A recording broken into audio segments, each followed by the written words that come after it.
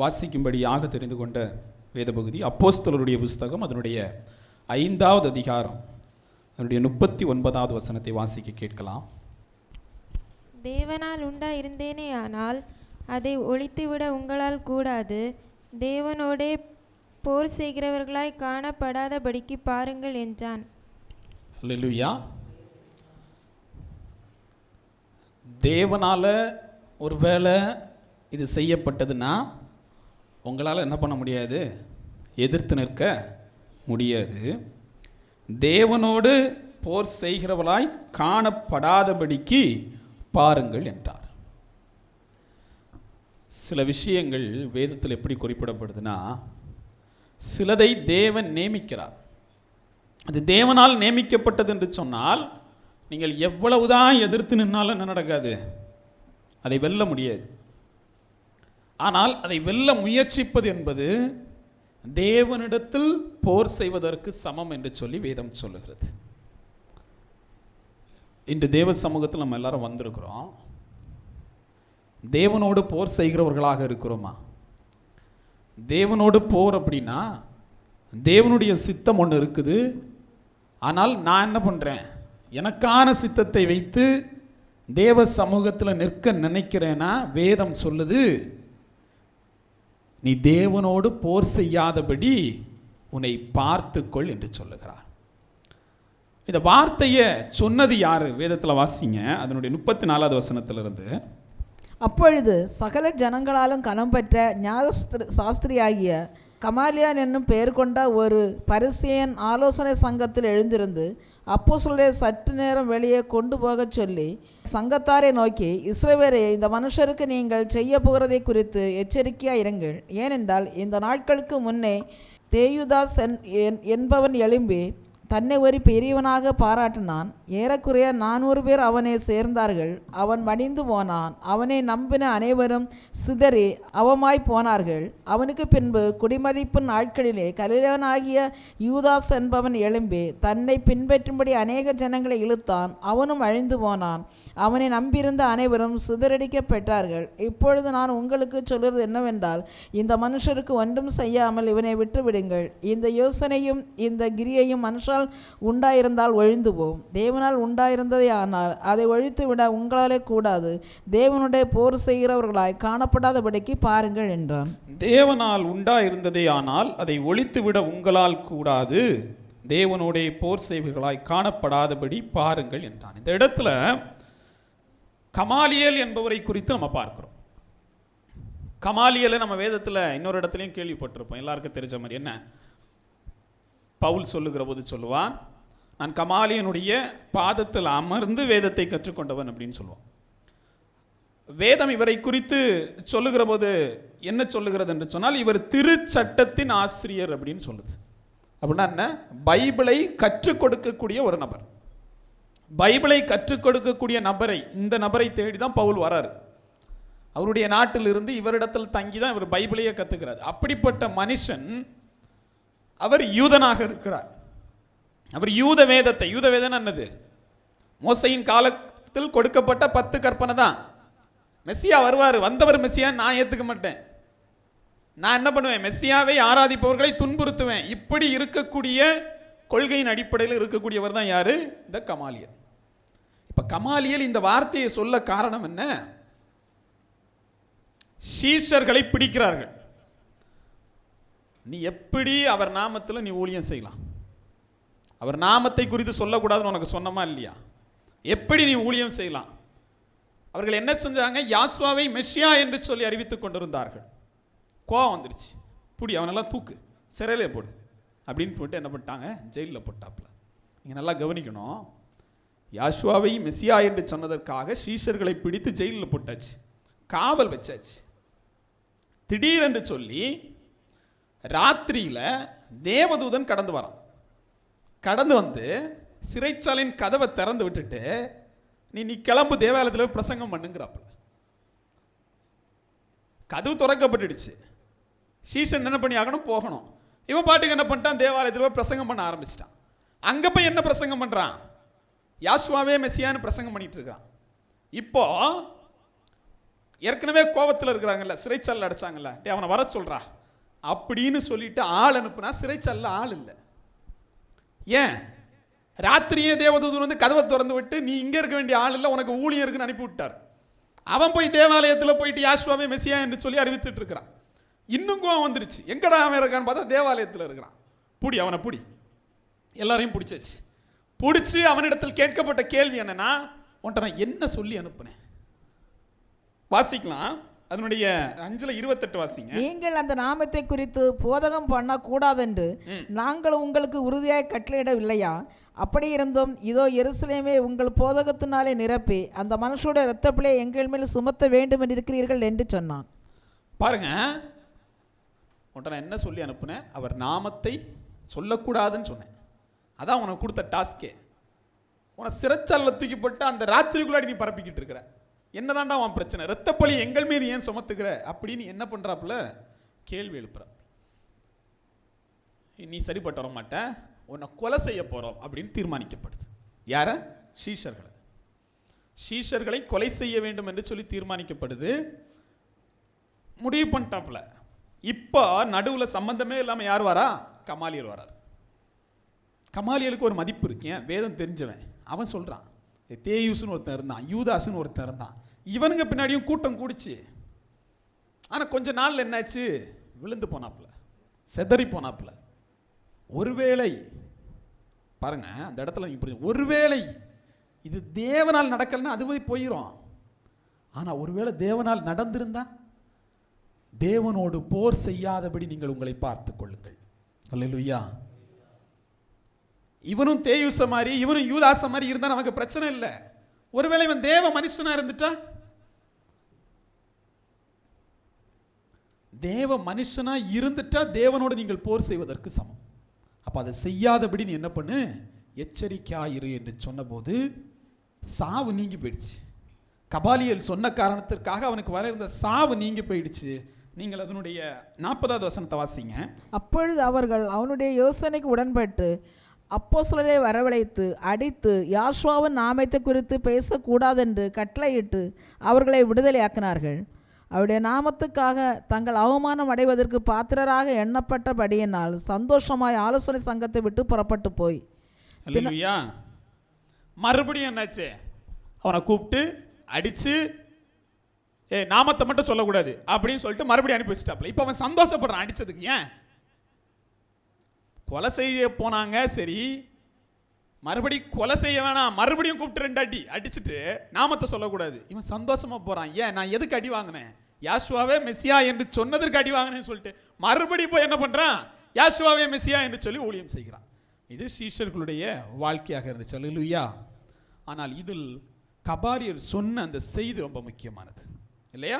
கமாலியனுடைய பாதப்படியில் படித்த பவுல் செஞ்ச விஷயம் என்னதான்? சீஷர்களை துன்பப்படுத்தினது தான். ஆனால் இந்த கமாலியல் ஒரு விஷயத்தை சொல்றான், உங்களுக்கும் எனக்கும் தெரியாது இது தேவனுடைய மனுஷனா இல்லையா என்று சொல்லி.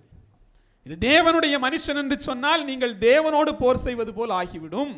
அதனால நீங்கள் என்ன பண்ணுங்க? அதை செய்யாதபடி எச்சரிக்கையாயிருங்கள். இப்ப தேவனும் இன்னைக்கு நம்மள்ட்ட தான் சொல்றாரு. என்ன சொல்றாரு? நீ தேவனோடு போர் செய்யாதபடிக்கு எச்சரிக்கையாயிரு. ஏன்னா தேவனால் ஒரு விஷயம் தீர்மானிக்கப்பட்டிருந்துச்சு அப்படின்னா அது நிலைத்து நிற்கிறதாக இருக்கிறது. அதை நீங்கள் எதிர்த்து நிற்பது என்பது தேவனோடு போர் செய்வதற்கு சமம் என்று சொல்லி என் தேவன் குறிப்பிடுகிறார். வேதத்தில் நீங்க மத்தேயுனுடைய சுவிசேஷம் 5வது அதிகாரம் 17வது வசனத்தை வாசிங்க. நியாய பிரமாணத்தை ஆனாலும் தீர்க்க தரிசனங்களை ஆனாலும் அழிக்கிறதற்கு வந்தேன் என்று எண்ணிக்கொள்ளாதீங்கள், அழிக்கிறதற்கல்ல நிறைவேற்றுகிறதுக்கே வந்தேன். நியாய பிரமாணத்தை இருந்தாலும் சரி, தீர்க்க தரிசனங்களை இருந்தாலும் சரி, என் யாசுவா எதற்காக வந்தார்? அதை நிறைவேற்றுவதற்காக வந்தார் இல்லையா? அவர் நிறைவேற்ற வந்தார் என்று சொன்னார். இந்த கமாலியல் அவருக்கு நண்பனா எதிரியா? கமாலியல் யாரு? நியாயப்பிரமாணத்தையும் தீர்க்க தரிசனத்தையும் நம்புகிறவன். கமாலியல் அந்த நியாயப்பிரமாணத்தின்படி நடக்கிறவன், தீர்க்க தரிசனம் நிறைவேற காத்திருக்கிறவன். யாசுவா இப்ப யாருதான்?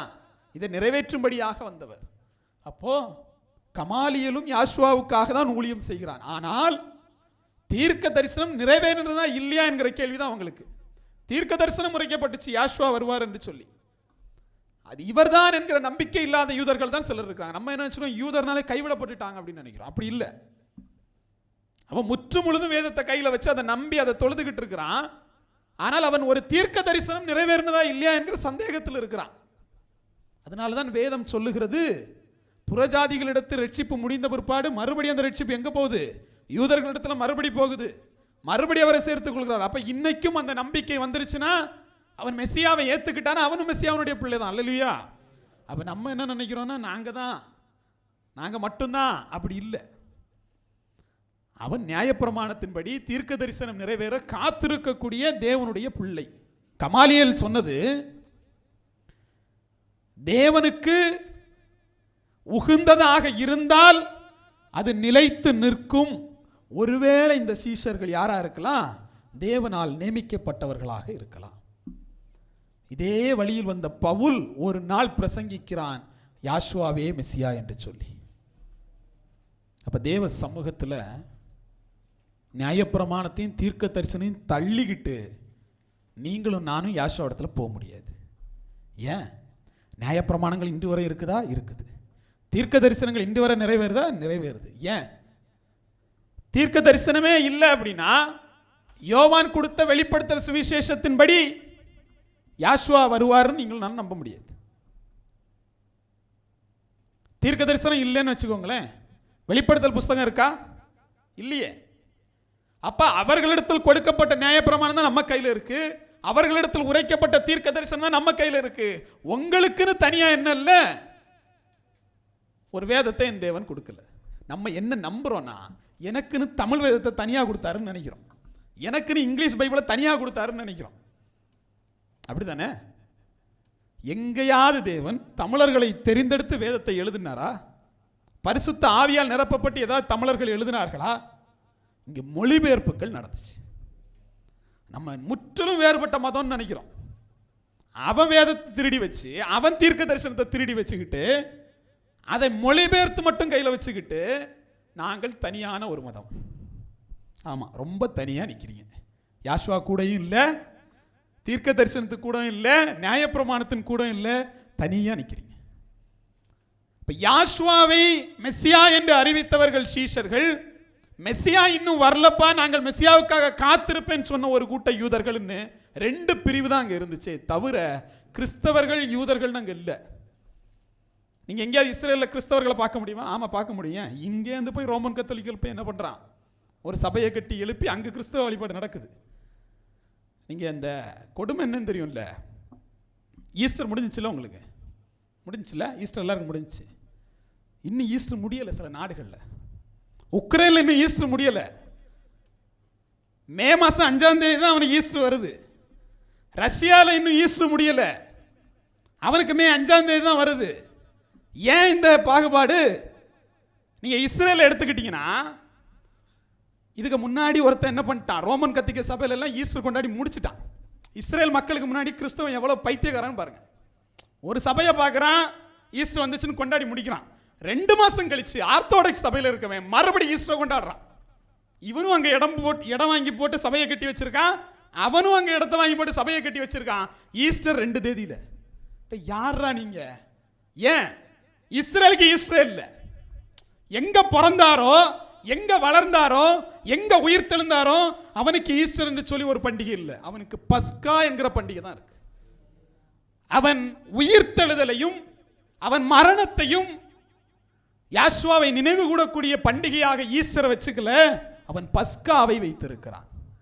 அப்ப அவனுக்கு ஈஸ்டர்னா என்னன்னு தெரியாது, ஏதோ பண்ணிக்கிட்டு இருக்கானுங்களா அப்படிங்கிற மாதிரி நினைச்சு இந்த பக்கம் பார்த்தா ஆர்சி சபை, ரோமன் கத்தோலிக்கல் சபை ஈஸ்டர் ஜப ஆராதனை. 2 மாசம் கழிச்சு மே 5ஆம் தேதி இவன் நடத்துறான் ஈஸ்டர் ஆராதனை. டிசம்பர்ல இவன் நடத்துறான் எது, கிறிஸ்து பிறப்பு. ஜனவரியில் அவன் நடத்துறான் கிறிஸ்து பிறப்பு. ஒரு முடிவுக்கு வா, கிறிஸ்தவன் சொல்லிக்கிட்டு இருக்க. ஏன் நாட்டுக்கு நாடு கிறிஸ்துமஸ் மாறுது, நாட்டுக்கு நாடு ஈஸ்டர் மாறுது. ஏன் இந்த நிலைமை? இது ஸ்தாபனங்களை நம்பி இருக்கு. ஸ்தாபனங்களுடைய நியாயப்பிரமாணத்தையும் ஸ்தாபனங்களுடைய தீர்க்க தரிசனத்தை நம்பி வச்சுக்கிட்டு இருக்கோம். ஆனால் வேதம் ஒன்றுதான், ஒரே நியாயப்பிரமாணம், ஒரே தீர்க்க தரிசனம். அது கிறிஸ்தவர்களுக்குன்னு தனித்து கொடுக்கல, அது ஒட்டுமொத்தமா என் தேவன் இஸ்ரேல்ல கொடுத்தாரு. ஆவிக்குரிய இஸ்ரேலாக நீங்க மாறினா அதை ஏற்றுக்கணும். அல்லேலூயா. இப்ப இங்க என்ன பிரச்சனைனா, தேயுசா யூதாசா இல்ல தேவனுடைய பிள்ளையான்னு தெரியாம எல்லாரையும் எதிர்க்கிறது. யாசுவான்னு சொல்லிட்டா எதிர்க்கிறது இல்லையா? யாசுவான்னு சொல்லி எத்தனை பேர் எதிர்க்கப்பட்டிருப்போம்? அதில் யாரும் சொல்லல போல. சொல்லணும். தமிழ்ல இயேசுன்னு இருக்கு, ஆங்கிலத்தில் ஜீசஸ் இருக்கு. மொழிக்கு மொழி பேர் எப்படி மாறும்னு கேள்வி கேட்கணும். கேட்ட உடனே அப்படியே பூசைக்கு ஆர்சி சபைக்கு போறீங்க, அங்க இயேசுன்னு பூசை பாடும்போது உள்ள போய் பாதிரியாரே நிறுத்துங்க, இதுக்கு ஒரு பதில சொல்லுங்கன்னு அவன் சொல்ல போறது இல்லை. ஏன்? அவருக்கு பாவம் எழுதி கொடுத்ததை பாடிட்டு போறது வேலை. அப்படி கொடுத்து பாடினா மட்டும்தான் சம்பளம் வரும். அதை தாண்டி அவர் பேச முடியாது. சிஎஸ்ஐ நாட்டையரை பிடிச்சி இயேசுன்னு இங்கே சொல்றீங்களா, இதை போய் அமெரிக்காவில் சொல்லுவீங்களா, இஸ்ரேலில் சொல்லுவீங்களான்னு கேட்டால் அவன் பதில் சொல்ல மாட்டான். ஏன்? இதை சொன்னாதானே காசு வரும். எது எழுதி கொடுக்கப்பட்டுச்சோ, எது கற்பிக்கப்பட்டுச்சோ அந்த ஸ்தாபனத்தில் அதை சொன்னாதான் காசு வரும். அதை தாண்டி எதையாவது சொன்னா வீட்டுக்கு கிளம்புன்னு நோட்டீஸ் வரும். அப்படிதானே? அப்ப என்ன பண்றது? அங்க அவங்களுக்கு தான் ஊழியம் பண்ண முடியும். ஆனால் தேவன் எதை எதிர்பார்க்கிறாரு? தேவனுக்கு ஊழியம் செய்யணும்னு எதிர்பார்க்கிறாரு. அவருடைய நியாயப்பிரமாணத்தையும் அவருடைய தீர்க்க தரிசனத்தையும் நீங்கள் கைக்கொள்ள வேண்டும் என்று சொல்லி எதிர்பார்க்கிறார். அவருடைய தீர்க்க தரிசனம் தீர்க்க தரிசனத்தை நீங்கள் நம்பினா மட்டும்தான் அது நிறைவேற நீங்கள் காத்திருக்க முடியும். என்ன தீர்க்க தரிசனத்துக்காக நீங்களும் நான் காத்திருக்கிறோம் சொல்லுங்க? ஒரு போர் வரப்போகுது இல்லையா? எப்படிப்பட்ட போர்? தேவனோடு பரிசுத்தவான்கள் நின்று, எதிர்த்தாப்புல யார் நிற்பா? பிசாசோடு ஒரு கூட்டம் நின்று ஒரு யுத்தம் நடக்க போகுது என்று சொல்லி தீர்க்க தரிசனம் சொல்லுகிறது. இதெல்லாம் நடக்குமா? இதெல்லாம் கேட்க நல்லா இருக்கு, நடக்குமா? நீங்கள் ஒன்றை புரிந்து கொள்ளணும், வேதத்தில் சொல்லப்பட்ட எல்லா தீர்க்க தரிசனங்களும் நிறைவேறுது. இல்லை சுனாமின்னு ஒன்று வரும் நீங்கள் நம்புறீங்களா? கொரோனான்னு ஒன்று வரும் நீங்கள் நம்புறீங்களா? தேவாலயத்தின் பாட்டுக்கள் எல்லாம் ஒப்பாரிகளாக மாறும் என்று சொல்லி வேதம் சொல்லுது. தேவாலயத்தையே பூட்டி வைப்பான்னு சொல்லுது. நடந்துச்சா இல்லையா? நம்ம என்ன நினைச்சிருப்போம்? தேவாலயத்தை எப்படி பூட்டது? நாங்க திறந்து வைப்போமே, எங்க கையில தான் சாவி இருக்கு. அரசாங்கம் போட்டா பாருங்க உத்தரவு, எவனும் வெளியே வரக்கூடாது, ஆராதனை நடத்தக்கூடாது இல்லையா? நடந்துச்சா இல்லையா? எல்லா தீர்க்க தரிசனங்களும் நிறைவேறுகிறது. குவியல் குவியலாக பிணங்கள் விழும் என்று சொன்ன போது இந்த காலத்தில் எப்படி பிணம் விழும்னு நினைச்சோம். குவியல் குவியலாக பிணங்கள் விழுந்துச்சு. மரண பயம் எல்லாருக்கும் வந்துச்சு. சின்ன ஒரு காய்ச்சல் கூட கொரோனாவா இருக்குமோன்னு நினைச்சோம் இல்லையா? இப்படிப்பட்ட கொள்ளை நோய்கள் தீர்க்க தரிசனம் நிறைவேறினது போல எல்லா தீர்க்க தரிசனம் தேவன் நிறைவேற்றுகிறவராக இருக்கிறார். ஏன்? உலகம் உருண்டேன்னு சொல்லும்போது அவனை கல்லெடுத்து எறிஞ்சு கொண்டானுங்களாம்.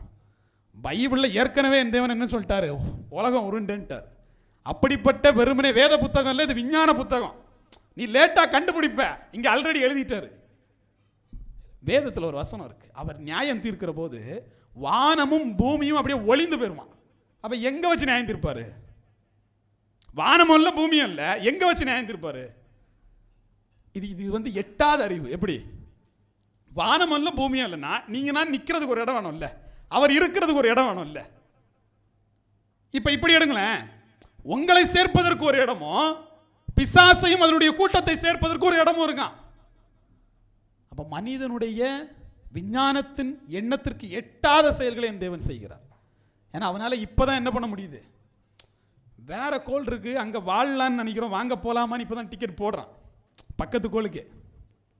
நம்ம பக்கத்து கோளை பத்தி பேசல, உயிர் வாழ முடியுமா முடியாதான்னு தெரியாத கோளை பத்தி அவன் பேசுறான். வேதம் நீங்களும் நானும் வாழ முடிந்த பரலோகத்தை பத்தி பேசுது. அல்லேலூயா. அவருக்கு தெரியும் எந்த இடத்துல நீங்க பக்குவமா வாழ முடியும்னு, எந்த இடத்துல உங்களுக்கான தேவைகள் பூர்த்தியாகும் அவருக்கு தெரியும். அவர் அந்த கோளுக்கு அழைக்கிறார். பரலோகம்னு ஒன்று ஆயத்தம் பண்ணி வச்சிருக்கேன், அங்க நீ வான்ட்டு. இப்ப நம்மளையே பக்கத்து கோளுக்கு ஃப்ரீயா கூட்டு போறேன்னு எல்லாரும் போயிருவோமா இல்லையா? அடிச்சு பிடிச்சு போயிடும். உயிரோட இருப்போமா இல்லையான்னு தெரியாது, போனா அங்க தண்ணி கிடைக்குமான்னு தெரியாது, இருந்தாலும் போவோமே அப்படின்னு போயிடுவோம். என் தேவன் என்ன சொல்றார்? நான் வந்து உன்னை கூட்டு போறேங்கிறார். அதை பத்தி நம்ம சிந்திப்பதில்லை. காரணம் என்னன்னா, இந்த ஸ்தாபன சபைகள் அதை போதிப்பதே இல்லை. எடுத்துக்கொள்ளுதுன்னா என்னன்னு கேளுங்க, தெரியாது. அவனுக்கு தெரிஞ்சதெல்லாம் என்னன்னா, பூசையில போய் உட்கார்ந்துட்டோமா, பிதாசுதன் அப்படியே கையை காலை அப்படியே ஒரு எக்ஸசைஸ் போட்டோமா கிளம்பணுமான்னு இருப்பான். நான் செல்லாம் பார்த்துருக்கேன், பைக்கில் போகும்போது குட்டி போதையில் போகும்போது அப்படியே கோயிலை பார்த்து ஒரு பக்தி. அது என்னடா பக்தி? பார்த்துருக்கீங்க நீங்க? குட்டி போதையில் போயிட்டு இருப்பான் அவனாது, ஆனால் கோயிலை பார்த்தா கும்பிட்டுட்டு போவான். அப்போ இது என்னன்னா, ஸ்தாபனங்கள் உங்களுக்கு எதை கற்பிக்குன்னா பாவத்திலிருந்து விடுபடுன்னு கற்பிக்கல, பாவத்தோடையே இரு அப்படின்னு கற்பிக்க. பாவம் செய்கிற ஆத்மா சாகும், பாவம் செஞ்ச ஆத்மாவை அப்படியே படுக்க போட்டு இவன் பூசப்படி அனுப்பிடுறானே. பார்த்துருக்கீங்கன்னா நீங்க, செத்த பணத்துக்கு பூசப்படிட்டா அப்படியே அந்த ஆத்மா எங்க போயிருதான்? பரலோகத்துக்கு போயிருதான். இதெல்லாம் கால கொடுமையா இல்லையா? ஒன்றும் தெரியாத பிஞ்சு பிள்ளைய பாவம் போக்குறதுன்னு சொல்லிட்டு தண்ணியை தெளிச்சு விட்டுறான். பைபிள் எங்க தண்ணி தெளிச்சு ஞானஸ்தானம் கொடுத்தாரா? இதெல்லாம் கதைகள், கட்டு கதைகள். இதுல இருந்து விடுபட்டு நீங்க என்ன பண்ணணும்? வெளிப்பாடு என்ன, வேதத்தினுடைய ஆழம் என்ன, வேதம் என்னங்கிறத நீங்க தெரிஞ்சுக்கணும். இப்போ நம்ம அப்படியே இருந்தால் இயேசுன்னு சொல்லிட்டு போயிடலாம் இல்லை? ஏன் வெளியே வரோம்? இயேசுன்னு சொன்னா வேணா திட்டுவானா என்ன? என் நாமத்தினால் எல்லாராலும் பகைக்கப்படுவீர்கள். இயேசு ஒன்றும் பகை வரலையே, யாசுவான்னு சொல்லும்போது திட்டுறான் இல்லையா? அவனுக்கு தெரியுது அதான் உண்மையான நாமம்ன்ட்டு. இருந்தாலும் அதை நீ சொல்லக்கூடாது. இதை தான் அன்னைக்கு சீஷர்கள்ட்ட பண்ணாங்க. அவருடைய நாமத்தை நீ சொல்லாது அப்படின்னு அடிச்சு கிளப்பி விட்டான். அவன் சந்தோஷப்பட்டான். இதே வேலையை தான் நீங்களும் பண்ணணும். அல்லேலூயா. தேவனுடைய நாமத்தை சொல்வதற்காக நீங்கள் துன்பப்படுகிறீர்கள் என்று சொன்னால், நீங்கள் தீங்கு அனுபவிக்கிறீர்கள் என்று சொன்னால் அதற்காக நீங்கள் சந்தோஷப்பட வேண்டும். வாசிக்கலாம். அப்போஸ்தலருடைய புஸ்தகம் 22வது அதிகாரம் அதனுடைய 3வது வசனத்தை வாசிங்க. நான் யூதன், சிலிசியா நாட்டிலுள்ள தர்சு பட்டணத்தில் பிறந்து இந்த நகரத்திலே கமாலியாலின் பாதத்தருகே வளர்ந்து முன்னோர்களுடைய வேத பிரமாணத்தின்படியே திட்டமாய் போதிக்கப்பட்டு இன்றைய தினம் நீங்கள் எல்லாரும் தேவனை குறித்து வைராக்கியம் உள்ளவர்களாய் இருக்கிறது போல நானும் வைராக்கியம் உள்ளவனாய் இருந்தேன். பாருங்க, பவுல் வேதத்தில் ரொம்ப வைராக்கியமா இருந்தான், வேதத்தை கற்றும் கொண்டான். ஆனால் அவன் யாரை அறியாமல் இருந்தான்? யாசுவாவை அறியாமல் இருந்தான். அவன் தன்னை குறித்து சொல்லுகிற போது வேத அறிவு எனக்கு வந்துடுச்சு, நான் வேதத்தின்படி தான் நடந்துகிட்டு இருந்தேன். ஆனால் எனக்கு யாரை தெரியாது? யாசுவாவை தெரியாது. யாசுவாவை துன்பப்படுத்தி கொண்டிருந்தேன். இதை பவுல் சொல்லல, தேவனே சொல்றாரு. நீ துன்பப்படுத்துகிற யாசுவா நானே என்று சொல்லி எபிரேய சத்தத்தில் அவனுக்கு வெளிப்பட்டாருன்னு இருக்கு. எபிரேயத்தில் இயேசுன்னு சொல்லியிருப்பாரோ? இல்லை இல்லையா? அப்போ எபிரேயத்தில் என்ன மொழி இருக்குமோ அப்படி தான் சொல்லியிருப்பார். யாசுவான்னு தான் சொல்ல முடியும். என்கிட்ட ஒரு மூத்தவர் மும்பை பட்டணத்திலிருந்து நபர், அவர்கிட்ட ஃபோனில் பேசுகிறார், தர்க்கிக்கிறார். எப்படி தர்க்கிக்கிறாருன்னா, தேவனுடைய பேரெல்லாம் வந்து விடு தம்பி, நீ வந்து வேற ஏதாவது பேசு. சரி வா, எப்படி நீ ஆராதனை பண்ற? இயேசுங்கிற பேர்ல தானே ஆராதனை பண்ற. ஆமா, எங்களுக்காக தானே கொடுக்கப்பட்டிருக்கு. சரி, ஒரு 300 வருஷம் ஆச்சு தமிழ் பைபிள் வந்து. அதுக்கு முன்னாடி எப்படி கொடுக்கப்பட்டுச்சு? சரி, இன்னைக்கு இயேசுன்னு கொடுக்கப்பட்டுச்சு. அன்னைக்கு தம்புரான் வணக்கம்னு இருந்துச்சு. அப்ப கடவுளுடைய பேரை தம்புரான்னு சொன்னானே, பராபர்னு சொன்னானே, அதை ஏன் சொல்லல? இருக்கட்டு தம்பி, இயேசு தப்பாவே இருக்கட்டும், நான் சொல்லிட்டு போறேன், உனக்கு என்ன பிரச்சனை? ஆனா நீ சொல்ற யாசுவா தப்பு. சரி, நான் இயேசு தப்பா சரியில்லையாங்கிறது 300 வருஷத்துக்கு முன்னாடி பேர் வந்திருக்கு. 2000 வருஷத்துக்கு முன்னாடி யாசுவா பிறந்துட்டார். அப்ப 300 வருஷமா ஒரு பெயர் மாற்றம் செய்து இதை நம்புகிற நீங்க என்ன சொல்றீங்க? 2000 வருஷத்துக்கு முன்னாடி இருந்த யாசுவா தப்புங்கிறிய. கூப்பிட்டுட்டு யாசுவா எப்படி தப்புன்னு சொல்லுங்க. அது யாசுவாங்கிறது எபிரேய பேரே இல்லை. நல்லா இருந்துச்சு, அப்படியே கேட்டேன். யாசுவா எபிரேய பேர் இல்லை. அப்ப அது எந்த மொழின்னு மட்டும் எனக்கு சொல்லித்தாங்க. அது எனக்கு தெரியாது. ஆனால் யாசுவா எபிரேய பேர் இல்லை. அல்லேலூயா எந்த மொழியா அப்படின்னு கேட்டேன். அது எபிரேய மொழி தான். அதுல வரக்கூடிய யா மட்டும் உங்களுக்கு என்ன வந்துருது? எபிரேய மொழியா வந்துருது. யாசுவா எபிரேய மொழியா வரலையா? அடுத்து சரி, நீங்க ஒரு வார்த்தையை சொல்லிட்டீங்கன்னா அதை நிரூபிக்கணும். நிரூபிங்கன்னு. நான் ஒரு முட்டா பைய, எனக்கு அதெல்லாம் நிரூபிக்க தெரியாது. யாரா நீ? நான் அவரை முட்டாளுன்னு சொல்ல, நான் முட்டா பையன், எனக்கு அதெல்லாம் தெரியாது. முட்டா பையனா என்ன பண்ணணும்? அதை சொல்லக்கூடாது. இன்னைக்கு நிறைய பேர் தர்க்கிக்குது. யாரு? தேவனுக்கு எதிரா. யாசுவாங்கிறது கரெக்டா இல்லை. எப்படி இல்லை? இல்லை. இன்னும் சொல்லுவேன், இன்னும் முற்று போன பைத்தியம். கடவுளே இறங்கி வந்து என்கிட்ட யாசுவாதான் தேவன் சொன்னா நாளைக்கே ஏற்றுக்கொள்றேன். தம்பி, யார் நீ? உனக்காக கடவுள் இறங்கி வந்து தம்பி நான் தான் யாசுவான்னு சொல்ற அளவுக்கு என்ன பவுலா என்ன? இல்லையா? பவுல் எவ்வளவு தெளிவா இருந்தான்னு பாருங்க. எதுக்கு அவன்கிட்ட போனாருன்னு நீங்க புரிஞ்சுக்கணும். ஏன்னா அவன் தெளிவா இருந்தான். நியாயப்பிரமாணத்தின்படி அவன் ரொம்ப தெளிவா இருந்தான். அவனுக்கு விசுவாசம் தேவைப்பட்டுச்சு. என் தேவன் இறங்கி வந்தார். அவனுக்கு நியாயப்பிரமாணம் என்னன்னு தெரியல. ஏன் நியாயப்பிரமாணம் என்ன சொல்லுது? இஸ்ரவேலை கேள், உன் தேவனாகிய யா ஒருவரே, ஒரே கடவுளுங்குது. இவன்கிட்ட போய் கேளுங்க. நியாயப்பிரமாணத்தை நிறைவேற்ற தானே வந்தாரு. நியாயப்பிரமாணம் ஒரே கடவுள் தானே, நீ எப்படி 3 கடவுளுங்கிற? பிதா ஒரு கடவுளா போயிடுறாரு, குமாரன் வந்துடுறாரு, பரிசுத்தாவி வந்துடுறாரு, 3 கடவுளா போயிடுறாரு. ஆனா நீங்கள் வேதத்தில் வாசிக்கிற போது ஒரே சிங்காசனம், நீங்கள் வேதத்தில் வாசிக்கிற போது ஒரே வெள்ளை குதிரை. எப்படி 3 பேரும் உட்கார்ந்துருவாப்லையா? நியாயம் தீர்க்கிற போது ஒரே ஒருவர், எடுத்துக்கொள்ளப்படும் போது ஒரே ஒருவர். இன்னைக்கு எல்லா இடத்துலையும் ஒருவர் வேலை, மிச்சம் 2 பேர் எதுக்கு இருக்காங்கன்னு கேட்குறேன். ஒருத்தருக்கு தான் மனவாட்டி, ஒருத்தர் தான் நியாயம் தீர்க்க வராரு, ஒருத்தர் தான் வெள்ளை குதிரையின் மேல் அமர்ந்திருந்து போர் செய்கிறாரு. எல்லாமே ஒருத்தர் பண்ண, மிச்சம் 2 பேர் என்ன பண்றாங்க? வேதம் தெளிவா சொல்லுது, என் நாமத்தினால் நான் அனுப்ப போகிறாரு தேற்றரவாளன் இல்லையா? நான் என் பிதாவின் நாமத்தில் வந்திருக்கிறேன். இங்க நாமம் ஒண்ணுதான். அதனாலதான் நம்மள்ட்ட என்ன கேட்போம்? பிதா, குமாரன், பரிசுத்த ஆவியின் நாமம் இருக்கே, அந்த ஒரு நாமம் என்னன்னு கேட்போம். அப்ப தேவ சமூகத்தில் இதை பிரசங்கிக்க வேண்டியது சீஷருடைய வேலையா இருக்கு. ஏன் இதை திருப்பி திருப்பி பேச வேண்டியதா இருக்கு? அதுதான் ரட்சிப்பின் நாமம், அதுதான் கொண்டு போய் சேர்க்கக்கூடியது உங்களுக்கும் எனக்கும் வேலையா இருக்கு. பவுலுக்கு அது தெரியாம இருந்துச்சு, ஆனால் பவுல் மற்ற நியாயப்பிரகாரம் தெளிவாக இருந்தான். இப்ப நிறைய பேர் என்ன தெரியுமா நினைக்கிறேன், வெள்ளையும் போட்டுக்கிட்டு சபையில போய் அந்நிய பாஷைகளை பேசிட்டு. என் தாத்தா ஒருத்தர் இருக்கிறாரு, எங்க அம்மாவோட அப்பா, எப்பவும் ப்ரேயர் பண்ணுவாருங்க, எப்பவுமே ப்ரேயர் பண்ணுவாரு. அந்த மனுஷர் நீங்க பார்த்தது இல்லையே, 90கள் தாண்டிடுச்சு ஒரு வயது, எப்பவுமே ப்ரேயர் பண்ணுவார். நீங்க போயிட்டீங்கன்னா ஒரு ப்ரேயர், வழியில பார்த்தா ஒரு ப்ரேயர், அப்படி எப்ப பார்த்தாலும் ப்ரேயர் பண்றவர். பாட்டி வந்து உடல்நிலை குன்றிய நிலையில வந்து படுத்த படுக்கல இருக்காப்புல, பாட்டு தேவனை பாடுறது என்ன, ஜெபிக்கிறது என்ன, சரி எல்லாம் தெளிவாயிடுச்சு. பரலோகத்துக்கு போயிருவாப்லையா? பரலோகத்துக்கு போயிருவாப்லையா? இல்லை. இப்போ எனக்கு என்ன பிரச்சனைனா, அவங்க பெற்ற 2 பிள்ளைங்க இங்கே இருக்கு. மனசுல என் அப்பா அம்மா பரலோகத்துக்கு போக மாட்டானடா சொல்ற அப்படிங்கிற மாதிரி ஆயிடுது. நியாயப்பிரமாணம் தெளிவா இருக்கு, பைபிள் தெளிவா இருக்கு, அவர் வசனம் பயங்கரமா பேசுவாரு, மெசேஜ் கொடுத்தா பண்ணிடுவாரு, பிரேயர் பயங்கரமா பண்ணிடுவாரு. ஆனா அவங்களுக்கு ஒண்ணுமே தெரியல, ஞாபகத்தை இழந்தாச்சு. அப்படின்னு நான் போய் நின்றுட்டு, நான் பேரன் வந்திருக்கேன், எங்க மேல்சி எங்க அப்படிங்கிறப்பல, சரி அம்மா உங்களை தான் கூப்பிடுறாப்புல வாங்க அப்படிங்கிற மாதிரி. அவ்வளவு நினைவாற்றல் கம்மியா இருந்த பிற்பாடும் கூட 2 நிமிஷத்துல பாட்டு, 2 நிமிஷத்துல தேவனோட பாட்டு, தேவனை புகழ்ந்து பாடுறாப்புல. அடுத்து பிரேயர், தேவன் ஒருத்தரையும் கைவிட மாட்டார் தம்பி, நம்மள்கிட்ட உன்னை தேவன் ஆசீர்வதிப்பார். சரி சந்தோஷம் இல்லையா?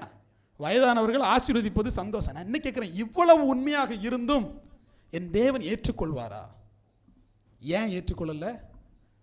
நியாயப்பிரமாணமும் தீர்க்க தரிசனத்தை நீங்கள் விசுவாசித்தா போதாது, யாஷுவாவை விசுவாசித்தே ஆக வேண்டும். அல்லேலூயா. ஞானஸ்தானம் என்பதன் பேர்ல இங்க வேறுபாடு இருக்கு. இதை பிசாசு உருவாக்கி வச்சிருக்கான். நாமங்களில வேறுபாடு இருக்கு. அப்ப எல்லாரும் நரகத்துக்கு போயிருவாங்களா என்றெல்லாம் சிலர் கேட்கும்போது, இத்தனை வருஷம் எத்தனையோ பேர் ஞானஸ்தானம் பெற்று, எத்தனையோ பேர் போர் இந்த பக்கம் வா, என்கிட்ட டேனியல் கிறிஸ்டின் வரலனா யாஷுவா நாமம் எப்படி வந்துச்சுன்னு ஒருத்தர் கேட்டார். நான் அப்படியே கூப்பிட்டு கேட்டேன், 1600களில் அமெரிக்காவில் புனித பெயரான யாஷுவாவின் பெயரை நீ மாற்றக்கூடாதுன்னு மிகப்பெரிய போராட்டம் நடந்துச்சு. அந்த ரேலியில் டேனியல் கிறிஸ்டின் எந்த இடத்துல போனார்னு கேட்டேன். கரெக்டு தானே? அவர் இல்லைன்னா யாஷுவா நாமம் இல்லை. 1600களில் அமெரிக்காவில் மிகப்பெரிய போராட்டம் நடக்குது, யாஷுவாவோட பேரை எப்படா மாற்றுவேன்னு. அந்த போராட்டத்தில் உங்கால் எங்கே இருந்தாருன்னு கேட்டேன். ஏன் நம்மால் என்ன நினைக்கிறான்னா, இந்தியாவில் கத்துற இந்த 4 பேர் தான் இல்லை, உலகம் முழுக்க இருக்கு. நீங்க நான் போய் சொல்றேன்னு நினைச்சா நீங்க போய் தேடி பார்க்கலாம். ஒவ்வொரு நாடுகளுக்கும் யாஷுவா மெசியாவுடைய சபை இருக்கு, எல்லா இடத்துலையும் இருக்கு. யாஷுவா அசம்பிளின்னு ஒரு குரூப் இருக்கு, யாஷுவா அசம்பிளின்னு ஒரு குரூப் இருக்கு. இன்னும் சொல்ல போனா சவந்திர உலகம் முழுக்க இருக்குல்ல, அவன் யாஷுவாவை ஏற்றுக்கொள்கிறான், அவன் யாஷுவான் தான் பிரசங்கம் பண்றான். அவனிடத்திலிருந்து வந்த 2 பிரிவுகளே, ஒரு பிரிவு யாஷுவாவுக்காக சண்டை போட்டு வெளியே வந்தவன் தான், பேர் யாஷுவான்னு சொல்லணும். நான் என்ன சொல்றேன், குறுகிய வட்டத்தில் நாங்க மட்டும் தான் சொல்றோம், அப்படி இல்லை. உலகம் முழுக்க யாஷுவாவை வழிபட்டு கொண்டு இருக்கிறார்கள். யாஷுவா யார்? ஏதாவது புதிய தெய்வமா? யாஷுவாங்கிறவர் தான் ஒரிஜினல் தெய்வம். அவருக்கு தான் நீ ஒரு கலர் அடிச்ச, இவர் இயேசு இவர் ஜீசஸ்னு ஊருக்கு ஒரு பேர் வச்சோம். பேர் நம்ம வச்சோம். என்கிட்ட ஒருத்தர் கேட்டாரு, தம்பி உங்க பெயர் என்ன? டேனியல். வீட்டில் செல்லமாக உங்களை எப்படி கூப்பிடுவாங்க? எப்படி வீட்டில் செல்லமாக உங்களை எப்படி கூப்பிடுவாங்க? கிபீர் கூப்பிடுவாங்க. பார்த்தீங்களா? உங்க வீட்டாளு உங்களை என்னன்னு கூப்பிடான்? கிபின்னு கூப்பிடான். நான் அவர் வீட்டாளு, நான் இயேசுவை கூப்பிட்டு போறேன். நல்லா இருந்துச்சு. நான் அப்படியே கூட்டி கேட்டேன், நான் கிபி, அப்படியே கிளம்பி வெளியே போகிறேன். என் வீட்டில் என்ன கிபின்னு தான் கூப்பிடுவாங்க, கிபின்னு கையெழுத்து போட்டால் செல்லுபடி ஆகுமான்னு கேட்டேன். அது ஆகாது. சரி, இப்போ என்னுடைய பெயரை கிபின்னு என் வீட்டில் வச்சு பேசுவாப்புல. நான் செத்து போயிட்டேன், நான் பிறந்துட்டேன். பிறந்தா பர்த் சர்டிஃபிகேட் என்னன்னு வாங்கினேன்? டேனியல் தான் வாங்கினேன். செத்து போனா இறப்பு சான்றிதழ் என்னன்னு வாங்கினேன்? டேனியல் தான் வாங்கினேன். அப்போ கிபி எங்கே போச்சு? இல்லையா? அப்போ தேவ சமூகத்தில் அதிகாரத்தின் பெயர் ஒன்று இருக்கு. நீ என்ன இளவையும் சொல்லிட்டு போ. ஞானஸ்தானம் எதில் எடுக்கிற? யாசுவா பேரில் எடுக்கிறியா? அப்போ வந்து பேசு. ஏன் யாசுவாவை நீ என்னன்னு கூப்பிடு, அப்பான்னு கூப்பிடு, சகோதரனு கூப்பிடு, அது வான் சௌரியத்தை கூப்பிட்டு போ, அவருக்கு பேரை தெரிஞ்சுக்கங்கிற. என் வீட்டில் கிபி அப்படின்னா என் பேருன்னு தெரியும், அவங்க வச்சது ரைட்டா, செல்லமாக கூப்பிட்டுக்காங்கன்னு வச்சுக்கோங்களேன். இப்போ திருப்பி அவங்க என்னைக்கும் தர்க்கிக்க போகிறதில்ல. என்னது டேனியல் அவர் பேர்லன்னு அவங்க தர்க்கிக்க போகிறதில்ல. இல்லையா? என்னைக்கா சொல்லுவாப்லையா டேனியல் அவன் பேர் இல்லை, நீ சொல்றியாடா யாசுவா அவர் பேர் இல்லை, அப்படி சொல்றியா? அதான பிரச்சனை. இங்க நீ யாசுவாவும் அவருடைய பெயர், அதனுடைய மொழிபெயர்ப்பு தான் இயேசு, சொல்லிட்டு போ. எப்படி செல்ல பேர் மாதிரி மொழிபெயர்ப்பு தான் இயேசு, அதனுடைய மொழிபெயர்ப்பு தான் ஜீசஸ், சொல்லிட்டு போ, பிரச்சனை இல்லையே. அப்ப இங்க என்ன பிரச்சனை வருதுன்னா, நீ யாசுவாவை விரோதிப்பது, அவருடைய நாமத்தை ஏற்றுக்கொள்ளாமல் இருப்பதான் இங்க பிரச்சனை. அப்ப தேவ சமூகத்தில் இருக்கக்கூடிய தேவ பிள்ளைகள், சீஷர்கள் இதை அநேகருக்கு சொல்லி நீங்க துன்பப்படணும். அதான் உங்க ஊழியமே. என் வேலையே என்னன்னா கடவுள் பேர் என்னடான்னு கேட்கறதான் வேலையே. ஊரூரா போய் சும்மா விடுவானா என்ன, சண்டை போடுவான். ஏன்? மக்களுக்கு உண்மையை கொண்டு போய் செய். நீங்க வேணா பாருங்க, மக்கள் நிறைய பேர் யாசுவாவை ஏற்றுக்கிட்டு தான் இருக்கான். ஏன்? ஒன்றுமே தெரியாமல் படிப்பறிவு இல்லாத மக்கள்லாம் இருக்கிற போதே, எனக்கு படிப்பறிவெல்லாம் இல்லை, நான் எங்கே எபிரேயத்தை கற்றுக்கிட்டு நல்லா கூட்டி மைக்கேல் ஜாக்சன் சொல்கிறியா? வாயில் நல்லா வருதா? ஆங்கிலத்தை கற்றுக்கிட்டு தான் மைக்கேல் ஜாக்சன் சொல்கிறியா? நீ வாயால் உச்சரிப்பதுக்கு எவரையும் தேவையில்லை தம்பி, யாசுவான்னு சொல்ல தெரிஞ்சால் போதும். இன்னும் சில அறிவாளிகள்லாம் ஊமையர்கள் எப்படி ஏற்றுக்கொள்வார்கள்? சரி,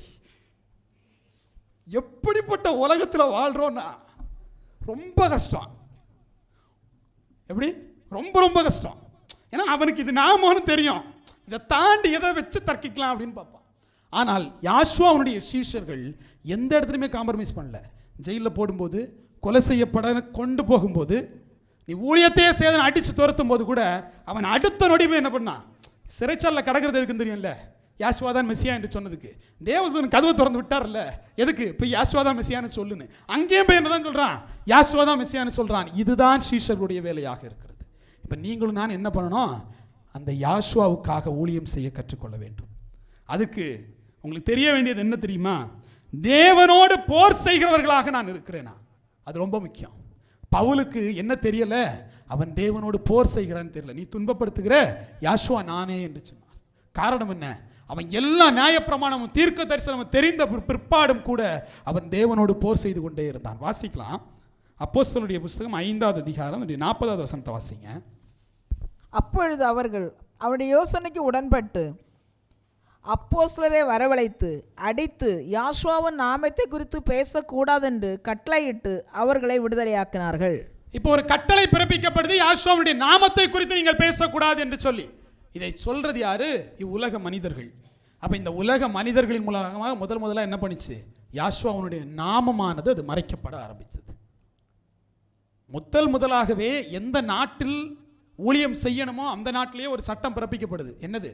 எவன் யாசுவாவை பிரசங்கிப்பியோ பிரசங்கம் செய்வியோ அவனுக்கு சொல்லப்படுது, நீ யாசுவாவை குறித்து பேசாத.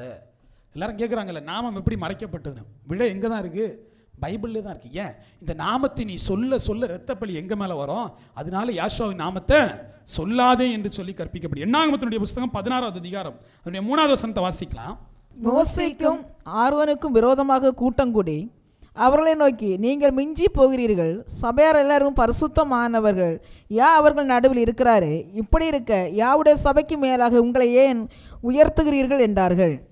பாருங்க, இந்த இடத்துல நீங்க ஒன்று புரிஞ்சுக்கணும். தேவனுடைய சபைன்னு ஒன்று இருக்கு. அந்த சபையில் ஜனங்கள் நிறைய பேர் இருக்காங்க. நாங்கள்லாம் எப்படி இருக்கோம்? பரிசுத்தவான்களாக இருக்கிறோம்.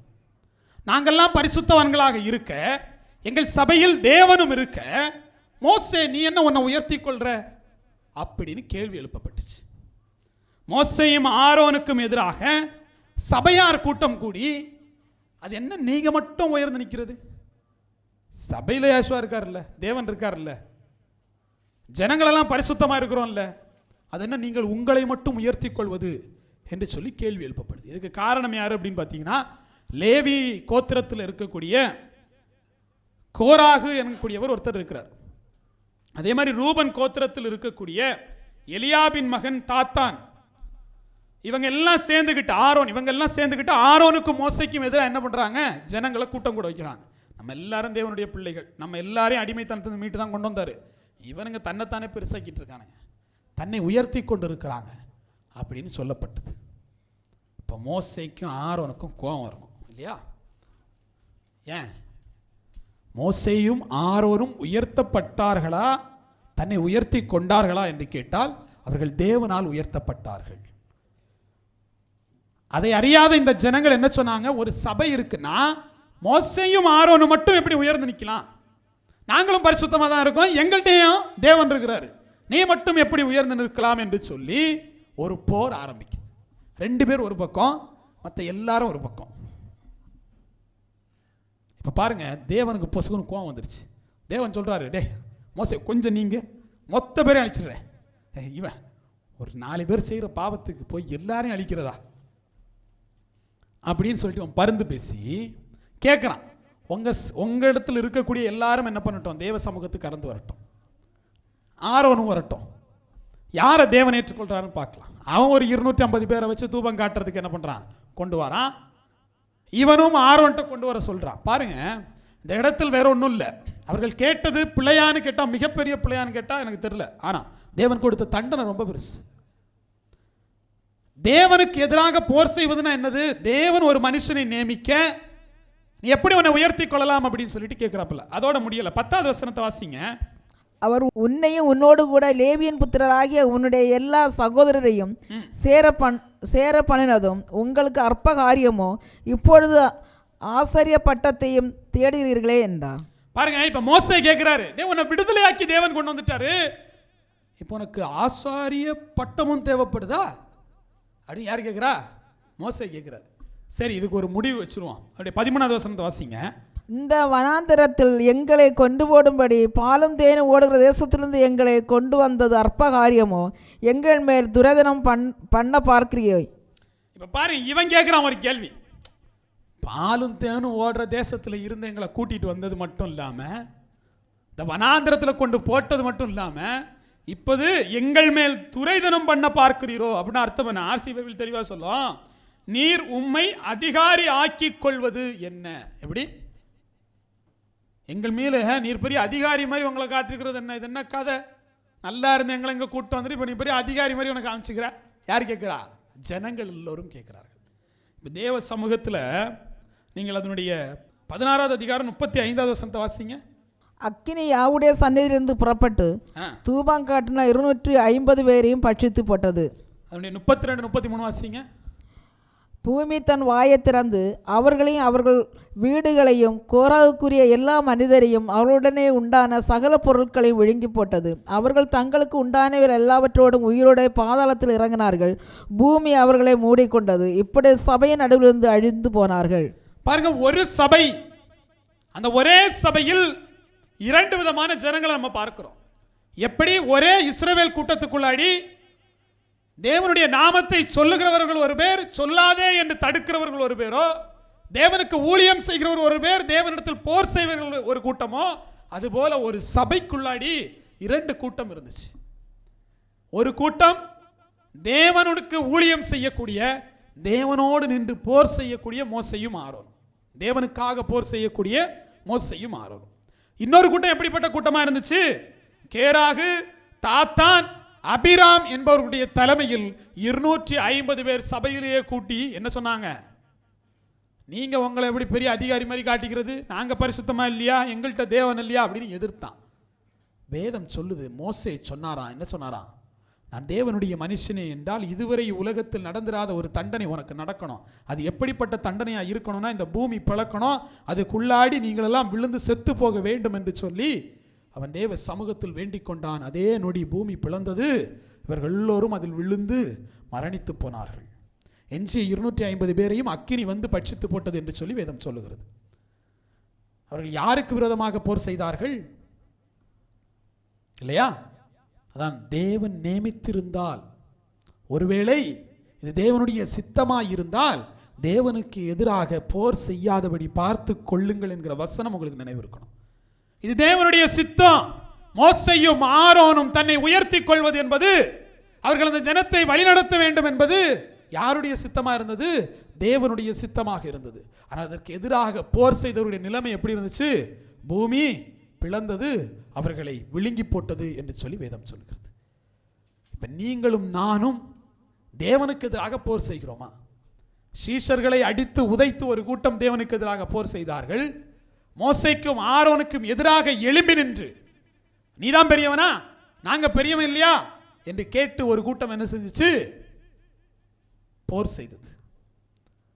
இப்ப நம்ம நான் எப்படிப்பா போர் செய்வேன்? நான் என்ன பண்ணிருக்கேன்? ஞானஸ்தானம் பெற்றிருக்கேன். எங்க? யாசுவா மெசியா நாமத்துல. ஏன் அந்த இஸ்ரவேல் யாசுவாவை ஏற்றுக்கொள்ளாதவன் இந்த சபைக்குள்ள இருந்தான் பாரு, இவன் பொறாமப்பட்டவன். அப்படியா? நான் யாசுவா மெசியா நாமத்தில் ஞானஸ்தானம் பெற்றிருக்கிறேன், நான் தேவனுக்கு எதிராக போர் செய்வேனா? வாசிக்கலாம். அப்போஸ்தலருடைய புஸ்தகம் 8வது அதிகாரம் 9-10 வாசிங்க. சீமோன் என்று பெயர் கொண்ட ஒரு மனுஷன் அந்த பட்டணத்திலே மாயவித்தைக்காரனாயிருந்து தன்னை ஒரு பெரியவன் என்று சொல்லி சமாரியா நாட்டு ஜனங்களை பிரமிக்க பண்ணி கொண்டிருந்தான். தேவனுடைய பெரிதான சக்தி இவன்தான் என்று எண்ணி சிறியோர் பெரியோர் யாவரும் அவனுக்கு செவி கொடுத்து வந்தார்கள். பாருங்க, இங்க சீமோன் எனப்படக்கூடிய ஒருவன் இருக்கிறான். அவனை குறித்து வேதம் சொல்லுகிற போது அவன் மாய வித்தக்காரனாக இருக்கிறான், தன்னை பெரியவன் என்று சொல்லிக் கொள்கிறான்.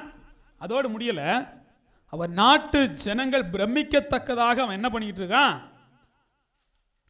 தேவனுடைய பெரிய சக்தியை உடையவன் இவன் தான் என்று எண்ணி அவனை பெரியோரும் சிறியோரும் என்ன பண்ணாங்க? சேவித்துக் கொண்டு இருந்தார்கள் வேதம் சொல்லுது இல்லையா? இப்ப இந்த இடத்துல இந்த சீமோனை பொறுத்த வரைக்கும் இவன் அற்புதங்களை எல்லாம் செய்வானா. இவன் செய்யக்கூடிய இந்த மாய வித்தைகளை எல்லாம் பார்த்துட்டு ஜனங்கள் கடவுளோட பெரிய மனுஷன், கடவுளுடைய பெரிய மனிதன் என்று சொல்லி இவனை நம்பி அவனை பார்த்து அஞ்சிக் கொண்டிருந்தார்கள் அந்த ஜனங்கள். இப்படி இருக்கக்கூடிய இந்த சீமோன், நீங்கள் அப்போஸ்தலருடைய புஸ்தகம் 8வது அதிகாரம் அதனுடைய 12வது 13வது வசனத்தை வாசிக்கிற போது அங்க பிலிப்பு என்கிற ஒருவர் போறார் அந்த ஊருக்குள்ளாடி. பிலிப்பு ஊருக்குள்ளாடி போய் யாரை பற்றி பிரசங்கிப்பாப்புல? யாசுவாவே மெசியா என்று சொல்லி பிரசங்கிக்கிறார். அதான் ஒரு வேலை இல்லையா? யாசுவாவே மெசியா என்று சொல்லி பிரசங்கித்துக் கொண்டிருக்கிற போது அநேக ஜனங்கள் அவரிடத்தில் ஞானஸ்தானம் எடுக்கிறார்கள். நீங்க புரிஞ்சுக்கணும், அநேக ஜனங்கள் ஞானஸ்தானம் எடுக்கிற போது இந்த சீமோனும் போய் ஞானஸ்தானம் எடுக்கிறான்.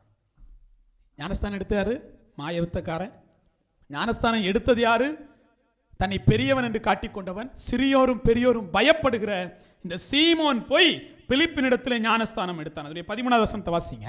அப்பொழுது சீமோனும் விசுவாசித்து ஞானஸ்நானம் பெற்று பிலிப்பை பற்றி கொண்டு அவனால் நடந்த அடையாளங்களையும் பெரிய அற்புதங்களையும் கண்டு பிரமித்தான். பாருங்க, நம்ம ஒரு அற்புதம், நம்ம குட்டி கடை வச்சு அற்புதம் பண்ணிக்கிட்டு இருக்கோம், பெருசாக அற்புதம் பண்ணுறான், போவோம் அந்த பக்கமாக போவோன்னு சொல்லிட்டு அவனுடைய அற்புதங்களை பார்த்து பிரமித்து கொண்டு இருக்கிறான். இப்போ ஞானஸ்தானம் பெற்றவன், அதுக்காக நான் சொல்கிறேன். இப்போ இந்த ஜனங்கள் எல்லாம் ஞானஸ்தானம் பெற்றுக்கொண்டார்கள், ஆனால் பரிசுத்த ஆவியை பெற்றுக்கொள்ளவில்லை இல்லையா? உடனே அவங்க என்ன பண்ணுறாங்க? பேதுருவையும் யோவானையும் அந்த தேசத்திற்கு அனுப்புகிறாங்க. ஏன்னா அவங்க எல்லாம் ஏற்றுக்கிட்டாங்கல்ல. இப்போ ஞானஸ்தானம் முதல் படினா, 2வது படி என்ன? பரிசுத்த ஆவியை பெற்றுக்கொள்வது. பரிசுத்த ஆவினா நீங்கள் சொல்லக்கூடிய பரிசுத்த ஆவி இல்லைப்பா, நீங்கள் பாட்டுக்கு இந்த ட்ரம் செட்டை போட்டுக்கிட்டு அடிச்சுக்கிட்டு தேராபாரான்னு ஏதாவது பேசிக்கிட்டு அந்நிய பாஷை, அது இல்லை, அப்படி இல்லை. அது ஈஸியாக போயிருது. நான் எல்லாம் பார்க்குற மேடையில் ஒரு பிள்ளையை கூட்டு மைக்க கொடுக்குறாரு ஒருத்தர், அவர் பேர் நமக்கு தேவையில்லை. ஏம்மா நீ ப்ரேயர் பண்ணுமா அப்படின்னா அது பாட்டுக்கு ப்ரேயர் பண்ணுது. மண்டல கூடிய ஆவிகளை ப்ரேயர் பண்ணுமா, அது பாட்டுக்கு கெட்ட வார்த்தை பேசுகிற மாதிரி பேசுது, எத்தனாம பேசுது, ஒன்றுமே புரியாது. புரிகிற மாதிரி பேசிகிட்டு இருந்த பிள்ளைய ஆவிகளை ப்ரேயர் பண்ணுமான்னா அது புரியாமல் பேசுது. எனக்கு தெரிஞ்சு ஆவி வந்தால் வெளிப்பாடாக நமக்கு கொடுக்கும், புரியாததை புரிய வைக்கும். நல்லா புரிகிற மாதிரி பேசிகிட்டு இருந்த பிள்ளை திடுத்து புரிய இல்லாமல் பேசுது. இவருக்கு புரிஞ்சு போச்சு, இதுக்கு மேலே விட்டால் நமக்கு என்ன கல்லா காலி ஆயிரும், இது பாஸ்டராக போயிடும். ஏன் நம்மளோட நல்லா பேசுன்னு மைக்க பிடிக்கிட்டான். அந்த மேடெல்லாம் பார்த்தீங்கன்னா பயங்கரமாக இருக்கும். ஒவ்வொரு பாஸ்டரும் நம்ம பேசுகிறான், ஆனால் அதையே திருப்பி திருப்பி பேசுவான். இப்போ இன்றைக்கி என்ன பேசிட்டாப்புலையோ அதே ஒரு வருஷம் கழிச்சும் பேசுவாப்புல. அதில் மாற்றி பேசுகிறதே இல்லை. என்ன கதை அது? என் வாழ்நாட்களில் எனக்கு அந்த அந்நிய பாஷைங்கிற வரமே கிடைக்கல பாவம். உண்மையாகவே அந்த வாய்ப்பை எங்களுக்கு கொடுக்கப்படல. இந்த மேடைகளில் பேசுவாப்புல இல்லையா, இந்த சபைகளில் பார்த்தீங்கன்னா 100 பேர் தான் 100 பேரும் பேசுகிறானே. இந்த மியூசிக்கெல்லாம் அப்படியே ஹைப்பில் வச்சுக்கிட்டு ஆடுற ஆட்டத்தெல்லாம் நீங்கள்லாம் தயவு செஞ்சு ஒரு நாள் அதை எக்ஸ்பீரியன்ஸ் பண்ணுறதுக்கு உள்ளே போயிட்டீங்கன்னா 5 நிமிஷத்தில் வெளியே ஓடி வந்துடுவீங்க. ஏன் சபைக்குள்ளே வந்தோமா உள்ள இந்த காவாலி போல சுற்றி சொல்கிற மாதிரி சடச்சடன் சுற்றி ஓடுறானுங்க. சபைக்குள்ளே நடக்குதுங்க. நான் எல்லாம் சில வீடியோவில் பார்க்கும்போது பிரமிச்சு போயிடுறேன். என்னடா நடக்குது? ஆண்கள் அப்படியே பெண் பக்கம் விழுறான், பெண்களாம். என்ன பண்ணுறிய? பரிசுத்தாவி வருகிற போது நடனம் ஆடணும் எங்கேயா போட்டிருக்காளா? அது எப்படா இந்த பக்கத்துலேருந்து அந்த பக்கம், அந்த பக்கத்துல இந்த பக்கம்? என்ன நடனம் இது? ரொம்ப கஷ்டம், கடினமான உபதேசம். ஏன் அவனுக்கு நல்லா இருக்கு, ஏதோ ஒன்று பண்ணிட்டு போகிறோம் விடுங்கடா அப்படிங்கிற மாதிரி. அப்போ இங்கே பரிசுத்தாவி பெறப்படலை. இப்போ பரிசுத்தாவியை எல்லாராலும் கொடுத்து விட முடியாது. நீங்கள் இதை புரிஞ்சுக்கணும். இப்போ இங்கே யார் அனுப்பப்படுகிறார்கள்? பேதுரும் யோவானும் அனுப்பப்படுகிறார்கள். பேதுருவும் யோவானும் அனுப்பப்படுகிற போது அதனுடைய 15, 16, 17 வாசிக்கலாம். இவர்கள் வந்தபொழுது அவரிடத்தில் ஒருவனும் பரிசுத்தாவியை பெறாமல் யாவாகிய யேசுமெசியாவின் நாமத்தினாலே ஞானஸ்நானத்தை மாத்திரம் பெற்றிருக்கிறவர்களாக கண்டு அவர்கள் பரிசுத்த ஆவியை பெற்றுக்கொள்ளும்படி அவர்களுக்காக ஜெபம் பண்ணி. பாருங்க, இப்போ ரொம்ப முக்கியமான விஷயம் தெரியுமா? முக்கி விடுறதோட வேலை முடியலை, அதுதான் துவக்கம். அப்புறம் பரிசுத்தாவின்னு ஒன்று வேணும். நம்மளால எத்தனை பேர் பரிசுத்தாவியால் நிரப்பப்பட்டு இருக்கிறீங்க? ஐயோ, எப்படி ப்ரூவ் பண்ணுவேன்னு தெரியலையே. மற்ற சபையினா என்ன பண்ணிடலாம், ஏதாவது பேசி இதை அந்நிய பாஷை நம்ப வச்சிடலாம். இல்லை 2 டான்ஸ் ஸ்டெப்பை போட்டாது இது பரிசுத்தாவின்னு சொல்லி. அங்கே எப்படி சொல்கிறது? எங்கேயாவது சீஷர்கள் நடனமாடி பரிசுத்தாவியை காமிச்சார்களா? இல்லை இல்லையா? அற்புதத்தினூடாக, அதிசயத்தினூடாக, ஜெபத்தினூடாக, விசுவாசத்தினூடாக வெளிப்படுத்தினார்கள். இன்னைக்கு நம்ம அப்படி வெளிப்படுத்துகிறோமா? இப்போ நீங்கள் பெற்றுக்கிட்ட ஞானஸ்தானம் இருக்குல்ல, நம்ம சீமோனும் பெற்றுக்கிட்டான். அதனால பெரிய விஷயம் இல்லை, சீமோன் பெற்றுக்கிட்டார். இப்போ என்ன கதை தெரியுமா? இவர் பாட்டுக்கு பரிசுத்தாவியை கொடுத்தோன்னா சீமோனால் இருக்க முடியல. அதனுடைய 18, 19 ஆகிய வசனங்கள் சொல்லுகிறது, பணத்தை கொண்டு போய் நீட்டுறான். என்னத்துக்கு பார்ப்போனா? பேதுரு கேட்குறப்ப, என்ன பணத்தை கொண்டு வந்து நீட்டுற? எல்லாருக்கும் நீங்கள் தொட்டா பரிசுத்தாவி போகுது இல்லை, இந்த பணத்தை வச்சுக்கிடுங்க, நான் தொட்டாலும் எல்லாருக்கும் பரிசுத்தாவி போகிற மாதிரி கொஞ்சம் கொடுத்துருங்களேன். எப்படி? வாசிங்க, அது வாசிங்க.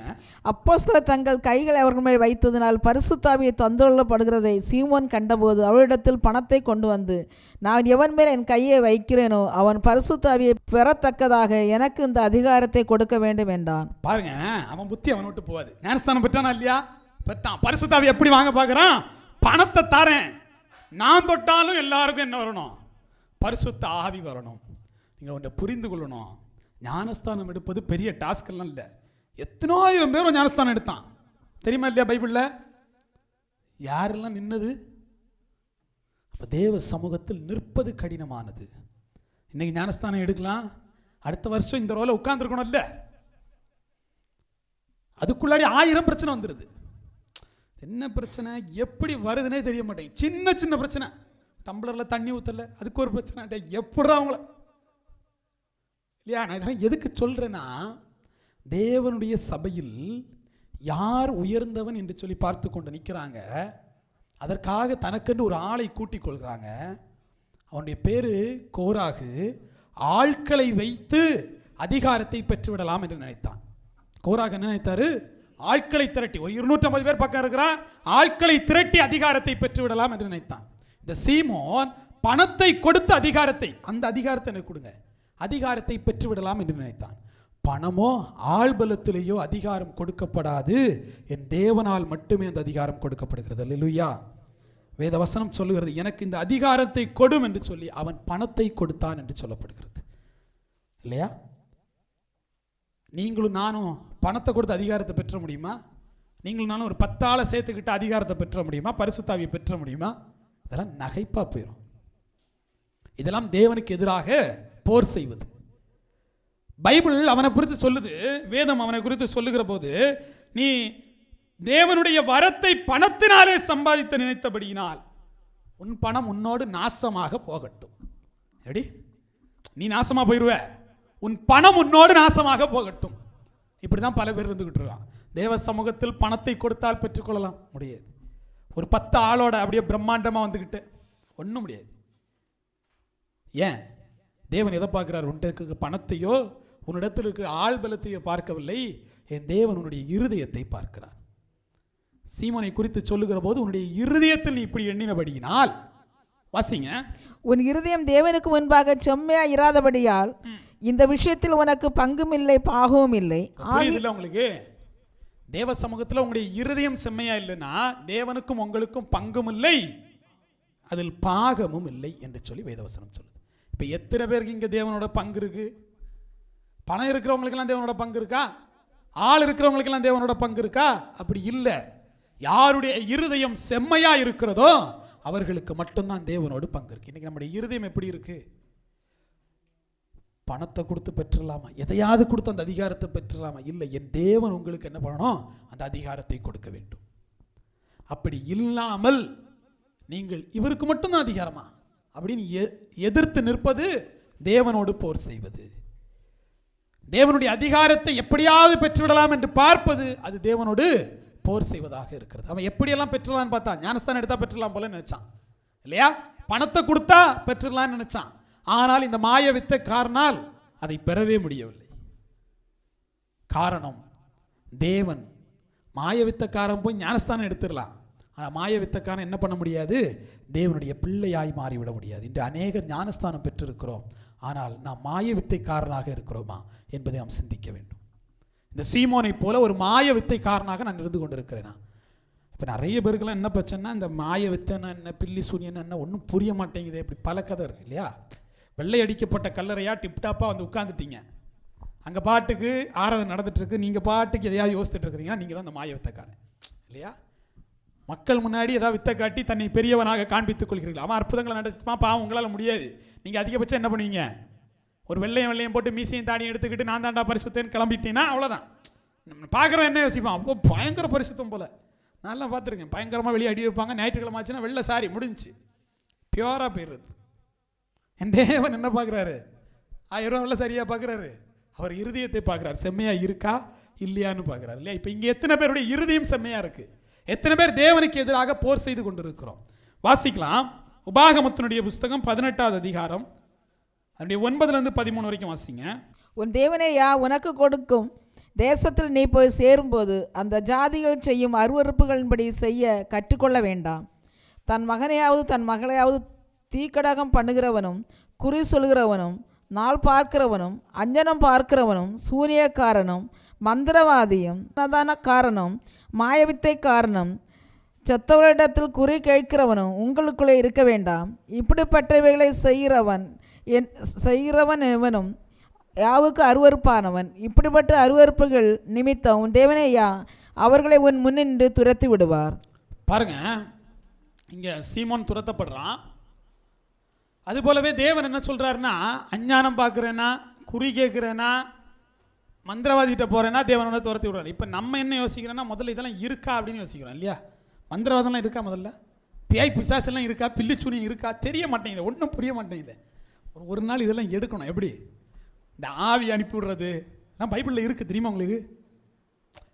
அப்போவே இருந்திருக்கான் பாரு மந்திரவாதி, அப்போவே இருந்திருக்கான். நாள் பார்க்குறவன் எந்த நேரம் நல்ல நேரம் அப்போவே இருந்திருக்கான், எல்லாருமே இருந்திருக்கான். ஆனால் தேவன் என்ன சொல்கிறாரு? இதெல்லாம் நீ செஞ்சேனா நான் உன்னை என்ன பண்ணுவேன்? என் சமூகத்தை விட்டு அகற்றி விடுவேன். ஆனால் செய்வது நடக்குமானா நடக்கும். இப்போ எனக்கு எதிராக ஏவல் செய்ய முடியுமா? நான் முடியும். ஒருவேளை விஞ்ஞானத்தின் வளர்ச்சியில் இதெல்லாம் என்னப்பா பேசிக்கிட்டுன்னு தோணலாம். ஆனால் நீங்கள் பார்த்தீங்கன்னா இதெல்லாம் எங்கெங்கோ நிகழ்ந்து கொண்டு இருக்குதா அப்படின்னா அவன் பக்கத்திலே நிகழ்ந்துட்டு தான் இருக்கு. நல்லா இருப்பான், திடீர்னு காணாமல் போயிடுவான். அதெல்லாம் செய்வதற்கான வேலைகள் ஏவல்கள் இருக்கான்னு பார்த்தா பைபிளின் படி இருக்குது. அது எப்படி இருக்குது, ஆவிகள் எப்படி ஏவுறாங்க அப்படிங்கிற விஷயத்தையெல்லாம் பைபிள் என்ன செய்து வெளிப்படுத்தி கொடுக்கறதாக இருக்கிறது. உதாரணத்திற்கு நீங்கள் பார்த்தீங்கன்னா, ஒருத்தன்ட்ட பேய் பிடிச்சிருக்கு, அதை விரட்டுறாரு, ஊமைன்னு பேசிக்கிறான். அது வரைக்கும் அவனை பேசாடாமல் பண்ணது என்னது? பேய் பிடிச்சிருக்குது, அதுக்கு அதை அப்படியே விரட்டிடுறாரு. அவன் என்ன பண்ணிடுறான்? பேச ஆரம்பித்தான். இன்னொருத்தனுக்கு கண்ணும் தெரியாது, காதும் கேட்காது, பேசவும் முடியாது, பேய் பிடித்திருக்கு. யாசுவா போறாரு, விரட்டி விடுறாரு. அதுக்கப்புறம் அவன் கண் பார்வைப்படுறான். இப்படி கல்லறைகள் மத்தியில் ஒருத்தன் உட்கார்ந்துக்கிட்டு இருக்கிறான். அவன் எல்லாரையும் பயங்கரமாக இது பண்ணிட்டு இருக்கான். தேவன் வந்து விடுதலை கொடுக்குறாரு, அவன் நார்மல் ஆயிடுறான். இதெல்லாம் பைபிளில் சொல்லப்படுது. அப்போ ஒரு ஆவி ஒருவனை குருடனாக்க முடிகிறது, ஒரு ஆவி ஒருத்தனை ஊமையாக்க முடிகிறது, ஒரு ஆவி பலருடைய மத்தியில் அவனை பைத்தியக்காரன் ஆக்க முடிகிறது என்று சொன்னால், அந்த ஆவியை நீக்க முடிந்தால் அந்த ஆவியை என்ன பண்ண முடியும்? அங்கே வைக்கவும் முடியும். புரியுதா உங்களுக்கு? தேவனால் அனுப்பப்பட்ட ஒரு பொல்லாத ஆவி. பைபிள் வாசிக்கிறோமா இல்லையா? அப்போ ஒரு ஆவியால் ஒருவனை பைத்தியக்காரனாக ஆக்க முடியும், ஒரு ஆவி அவன்கிட்ட போவதனால் அவனை குணப்படுத்தவும் முடியும். இது பைபிள். அப்போ ஆவிகளை குறித்து நீங்கள் பார்க்கணும். அப்போ இந்த ஆவி ஏவல்கள் எல்லாம் இருக்கிறதா என்று சொன்னால் இருக்கு. அப்போ என் தேவன் என்ன சொல்றா? அதை ஏவல்கிட்ட நீ போவாதங்கிறார். அப்படி ஒரு வேளை நீ போனேன்னா உனக்கும் தேவனுக்கும் என்ன இல்லையா? பங்கு இல்லை என்று சொல்லி வேதம் சொல்லுகிறது. இப்போ தேவ சமூகத்தில் மத்தேயுனுடைய சுவிசேஷம் 24வது அதிகாரம் 24வது வசனம் வாசிங்க. 24. ஏனெனில் கள்ள கிறிஸ்துகளும் கள்ள தீர்க்கதரிசிகளும் எழும்பி கூடுமானால் தெரிந்து கொள்ளப்பட்டவர்களையும் வஞ்சிக்கத்தக்கதாக பெரிய அடையாளங்களையும் அற்புதங்களையும் செய்வார்கள். பாருங்க, இங்க 2 விதமானவர்களை குறித்து இங்க பேசப்படுது. கள்ள கிறிஸ்துக்களை குறித்தும் கள்ள தீர்க்கதரிசிகளை குறித்தும் பேசப்படுது. இவங்களை குறித்து சொல்லுகிற போது தெரிந்து கொள்ளப்பட்டவர்களை வஞ்சிப்பதற்காக அவர்கள் பெரிய அடையாளங்களையும் அற்புதங்களையும் செய்வார்கள். அற்புதமும் அதிசயம் செய்தால் அவர்கள் தேவனுடைய மனுஷன் கேட்டா இல்லை. அது இந்த வசனம் தான் சொல்லுது, நான் சொல்ல. அற்புதத்தையும் அதிசயத்தையும் யாரால் செய்ய முடியும்னா ஒரு மாயவித்தக்காரனாலையும் செய்ய முடிகிறது, ஒரு சீமோனாலையும் செய்ய முடிகிறது. ஞானஸ்தானம் பெறுவதற்கு முன்னாடி அவனால் செய்ய முடியுது இல்லையா? அப்போ அற்புதமும் அதிசயமும் வெறுமனே தேவனுடைய பங்கு இல்லை. தேவன் ரட்சிப்பை கொடுக்கிறார், பரலோக ராஜ்யத்தை கொடுக்கிறார். அற்புதத்தை அதிசயத்தை தாண்டி அதெல்லாம் ரொம்ப பெரியது.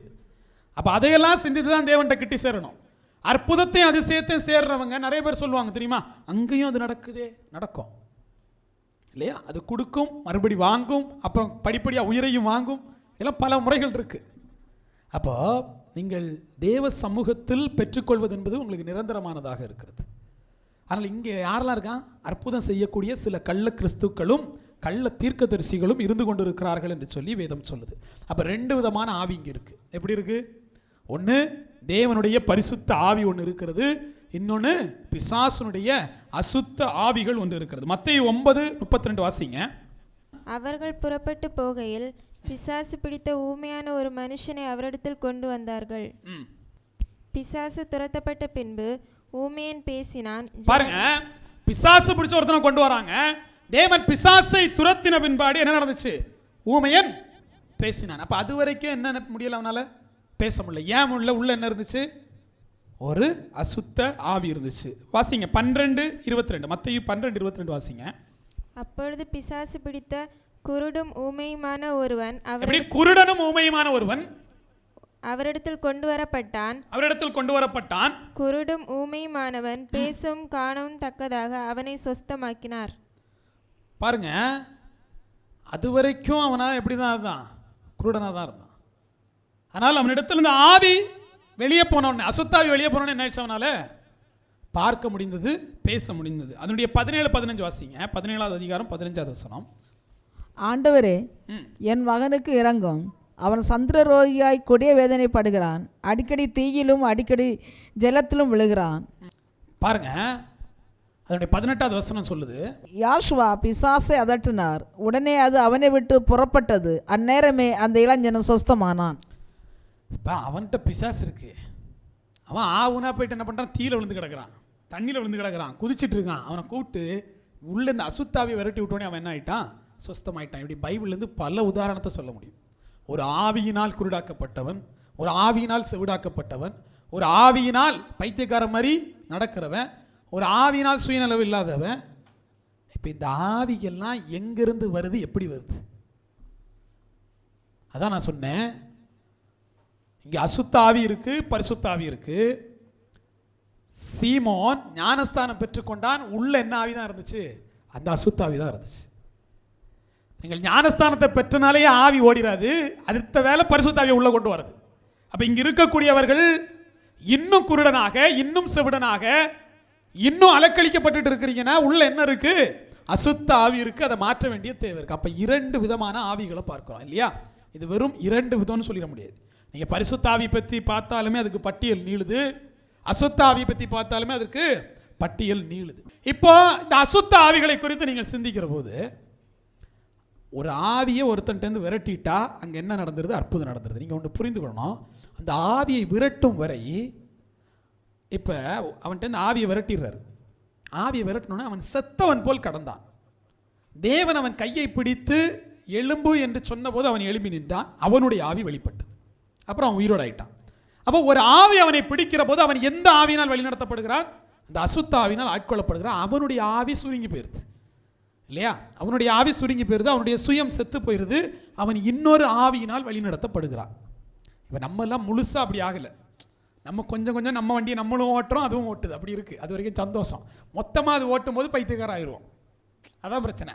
இப்போ கொஞ்சம் கொஞ்சமாக அவன் ஸ்டியரிங்கில் கையை வச்சு பாதி முக்காலுன்னு கொண்டு வந்து முழுசாக கொண்டு வந்துடுவான். அப்புறம் கடவுளும் தெரியாது, யாசுவாவும் தெரியாது. ஞானஸ்தானம் அது எடுக்கலாம். யாசுவாவுக்கு ஊழியம் அதெல்லாம் பண்ணலாம். எப்படி பொறுமையாக பண்ணலாம். சபைக்கு அதெல்லாம் போகலாம். பஸ்கா இருக்கும். எப்படி ஆயிடுது? ஏன்? உள்ளாடி புகுந்த ஆவி எப்படி? அது படிப்படியாக தான் வேலை பார்க்கும், உடனடியாக வராது. தேவனுடைய மகத்துவத்தையும் தேவனுடைய முக்கியத்துவத்தையும் படிப்படியாக குறைக்கும் இல்லையா?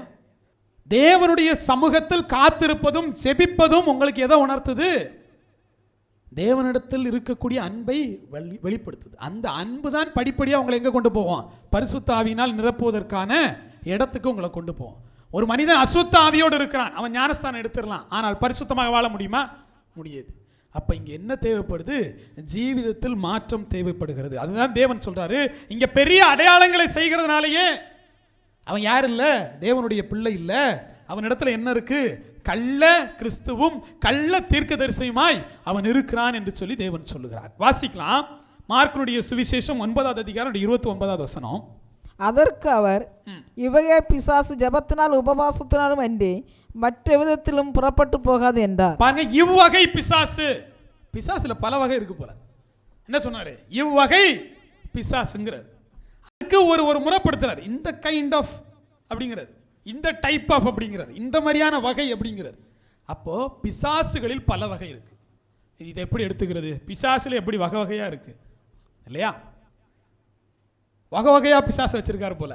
இப்போ நமக்கு தெரிய மாட்டேங்குது பல விஷயம். இந்த எபேசியருடைய புஸ்தகம் 6:12 வாசிக்கிற போது, வான மண்டலத்தின் பொல்லாத ஆவிகளோடு உங்களுக்கு போராட்டம் உண்டு. எப்படி போய் போராடுறது? வான மண்டலத்தின் பொல்லாத ஆவிகளோடு உங்களுக்கு போராட்டம் உண்டு. அது ஒரு பொல்லாத ஆவியா, அது வான மண்டலத்தில் இருக்குதான், அதுக்கு நமக்கும் போராட்டமா? இப்போ இதுல பெரிய கஷ்டம் என்ன பிரச்சனைனா, கண்ணுக்கு தெரியுற எதிரியே ஒன்றும் பண்ண முடிய மாட்டேங்குது. வான மண்டலத்தில் ஆவி இருக்குது, அது கூட நான் எங்க போய் சண்டை போடுறது இல்லையா? அப்போ உங்களுடைய போராட்டம் இந்த உலக மனிதர்களோடு மட்டுமல்ல, ஆவிகளோடும் இருக்கிறது என்று சொல்லி என் தேவன் சொல்லுகிறார். எத்தனை பேர் ஆவிகளோட சண்டை போடுறோம்? அப்ப தேவ சமூகத்தில் ஒன்றை புரிந்து கொள்ளணும், உங்களுடைய போராட்டம் எதுக்கு கூட இருக்கு? ஆவிகளோடையும் இருக்குது. இப்ப இந்த வகையான பிசாசு என்று சொல்லி அவர் பிசாசுகள் என்ன பண்றாரு? வகைப்படுத்துறதை பார்க்கணும். வெளிப்படுத்தல் 12:9 வாசிக்கலாம். உலகம் அனைத்தை மோசம் போக்கிற பிசாசு என்னும் சாத்தான் என்று சொல்லப்பட்ட பழைய பாம்பாகிய பெரிய வலுசர்ப்பம் தள்ளப்பட்டது. அது பூமியிலே விழ தள்ளப்பட்டது. அதனோடு கூட அதை சேர்ந்த தூதரும் தள்ளப்பட்டார்கள். பாருங்க, இப்ப பிசாஸ் என்றும் சாத்தான் என்றும் பழைய பாம்பு வலுசர்ப்பம் ஒரே பேர் தான், எல்லாம் ஒருத்தனை மென்ஷன் பண்றாரு. பிசாசு, சாத்தான், பழைய பாம்பு, பெரிய வலுசர்ப்பம், அதை சேர்ந்த தூதர்களும் தள்ளப்பட்டார்கள். இப்போ என்ன பிரச்சனை? பிசாசு மட்டும் இல்லை, அங்கே கொஞ்சம் தூதர்கள் இருக்காங்களாம். ஒரு பிசாசுனா எதிர்த்துடலாம், பல தூதர்கள் என்ன பண்ணுறாங்களாம்? இருக்கிறார்கள். இதை எப்படி நம்ம சொல்ல முடியும்? ஒரு மனுஷனை பிடிச்சா ஒரு ஆவி போயிட்டு அது வெறுமையாக இருக்குன்னு தெரிஞ்சா தன்னை விட பொல்லாத 7 ஆவிகளோடு என்ன பண்ணுமா? திருப்பி உள்ள வருமா? இங்கே ஒன்றுக்கே விட்டு தாங்கல, இது போய் 7 ஆவியை கூட்டிகிட்டு வருமா? அப்போ எக்கச்சக்கமான ஆவி இருக்கா இல்லையா? இருக்கு. அதில் வகைகள் இருக்கா இல்லையா? இருக்குது.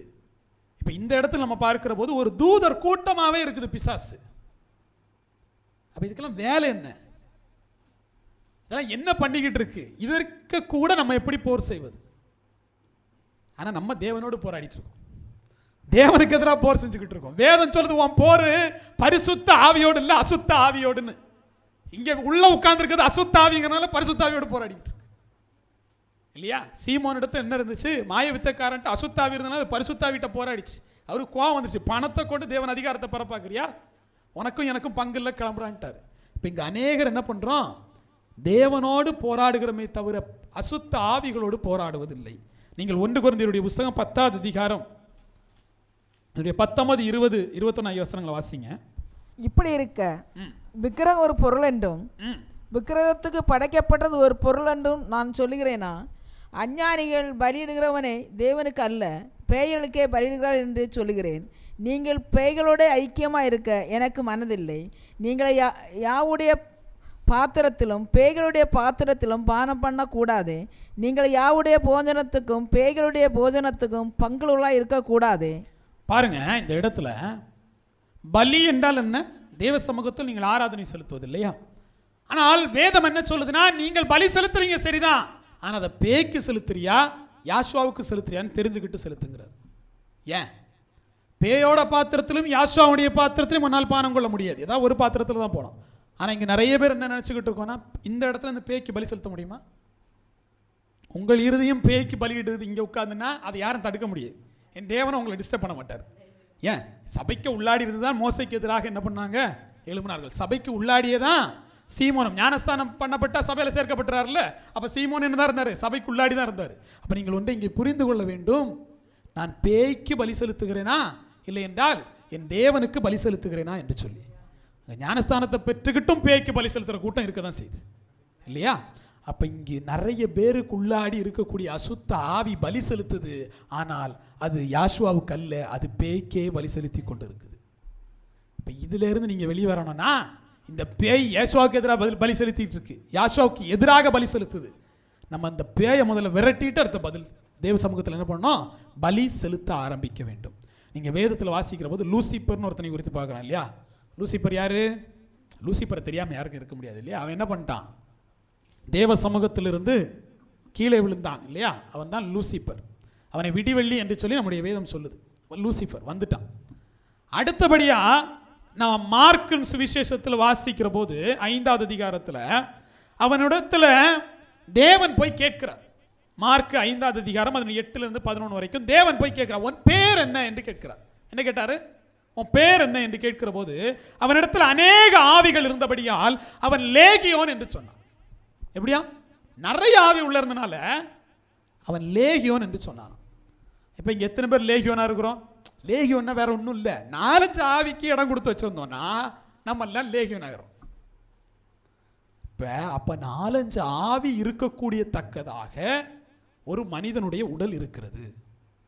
ஒரு ஆவிக்கு மட்டும் இடம் இல்லை, அந்த உடலுக்குள்ளாடி 5 ஆவிகள் 10 ஆவிகள் கூட என்ன பண்ணிடலாம்? இருந்துட முடிகிறது. அப்போ யோசித்து பாருங்களேன், ஒரு பஸ்ஸு இந்த ஆவி இங்கிட்டு திருப்போம், இந்த ஆவி இங்கிட்டு திருப்போம், பைத்தியக்காரனா தானே தெரியுவான், வேற எப்படி தெரியுவான்? புரியுது உங்களுக்கு? ஒரு ஆவி அந்த பக்கமாக போகுது, இன்னொரு ஆவி இந்த பக்கமாக போகுது.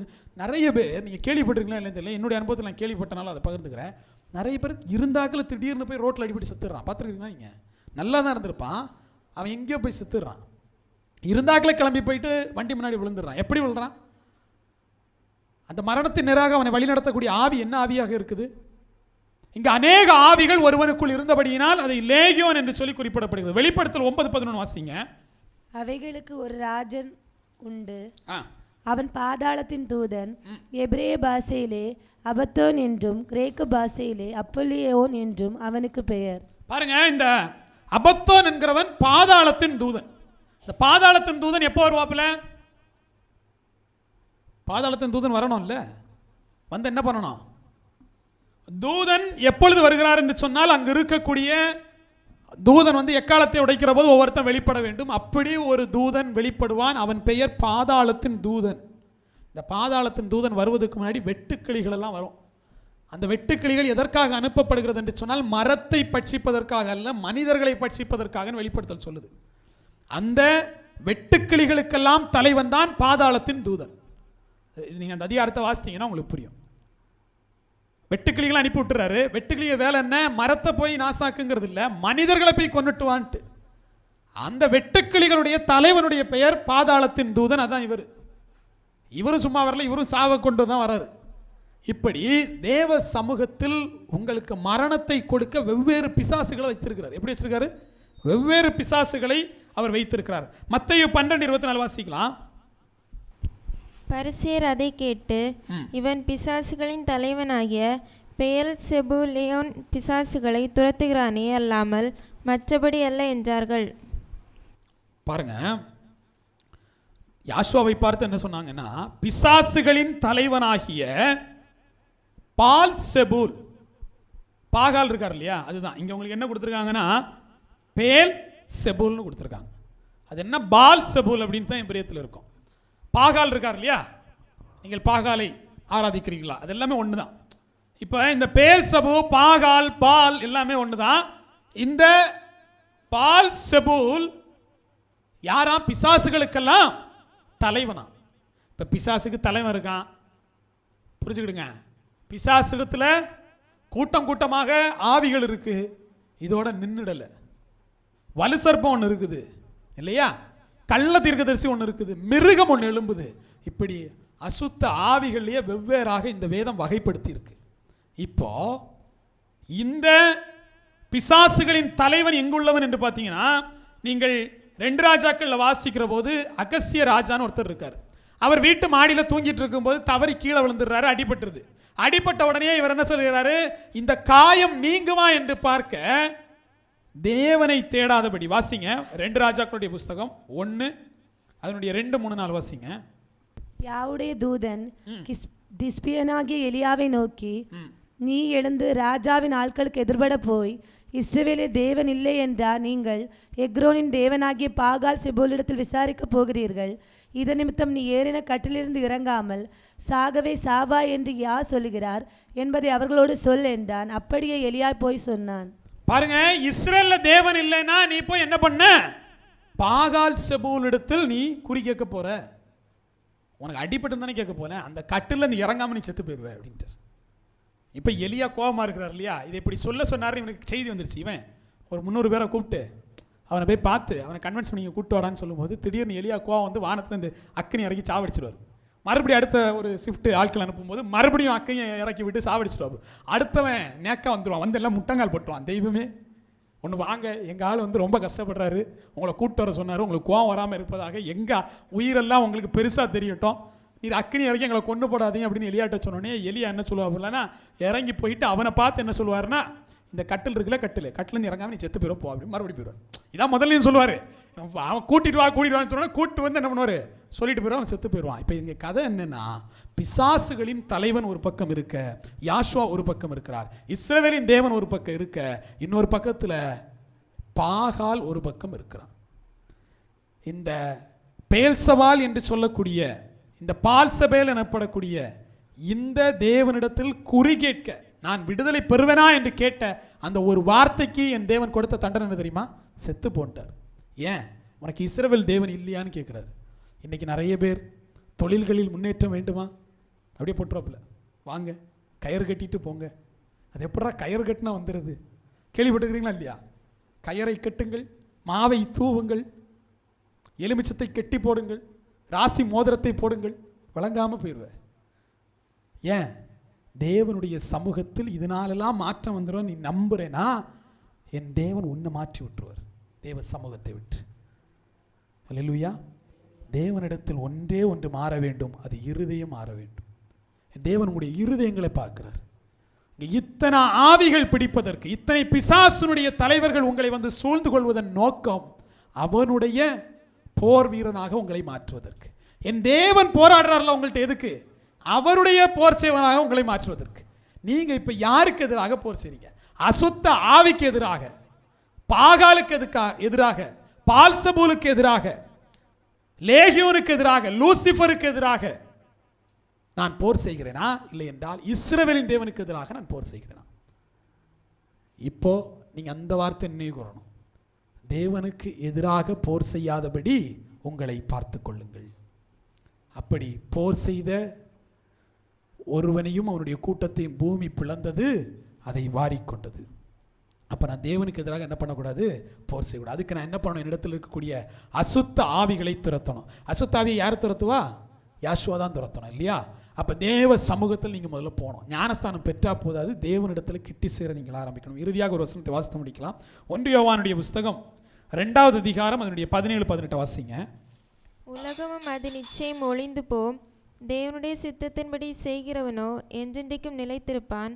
பிள்ளைகளே, இது கடைசி காலமாக இருக்கிறது. அந்தி கிறிஸ்து வருகிறான் என்று நீங்கள் கேள்விப்பட்டபடி இப்பொழுதும் அநேக அந்தி கிறிஸ்துகள் இருக்கிறார்கள்.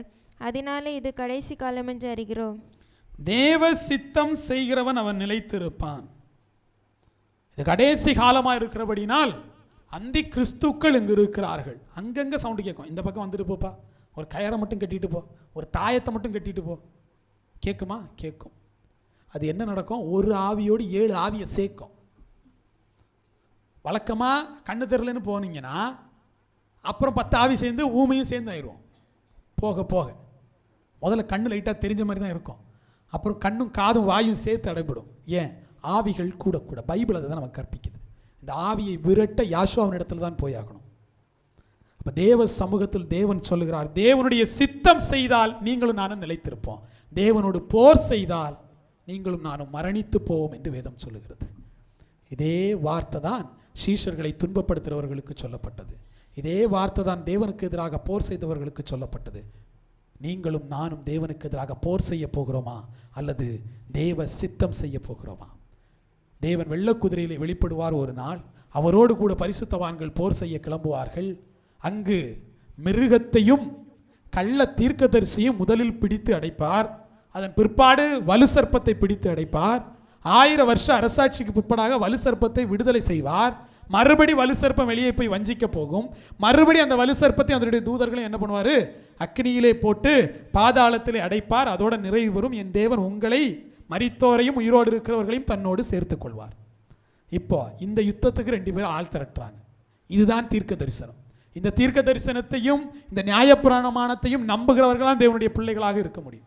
அப்போ 2 கூட்டம் இருக்கு. ஒரு பக்கம் ஆவிகள், அசுத்த ஆவிகளின் கூட்டம், இன்னொரு பக்கம் பரிசுத்த ஆவியா இருக்கிற யாஷோவாவின் கூட்டம். எந்த கூட்டத்தில் சேர்ந்து நான் போர் செய்ய போகிறேன்? யாருக்கு எதிராக நான் போர் செய்ய போகிறேன்? மோசேக்கும் ஆரோனுக்கும் எதிராகவா? தேவனுடைய மனுஷர்களுக்கு எதிராகவா? தேவனுக்கு எதிராகவா? அல்லது அசுத்த ஆவிகளுக்கு எதிராகவா?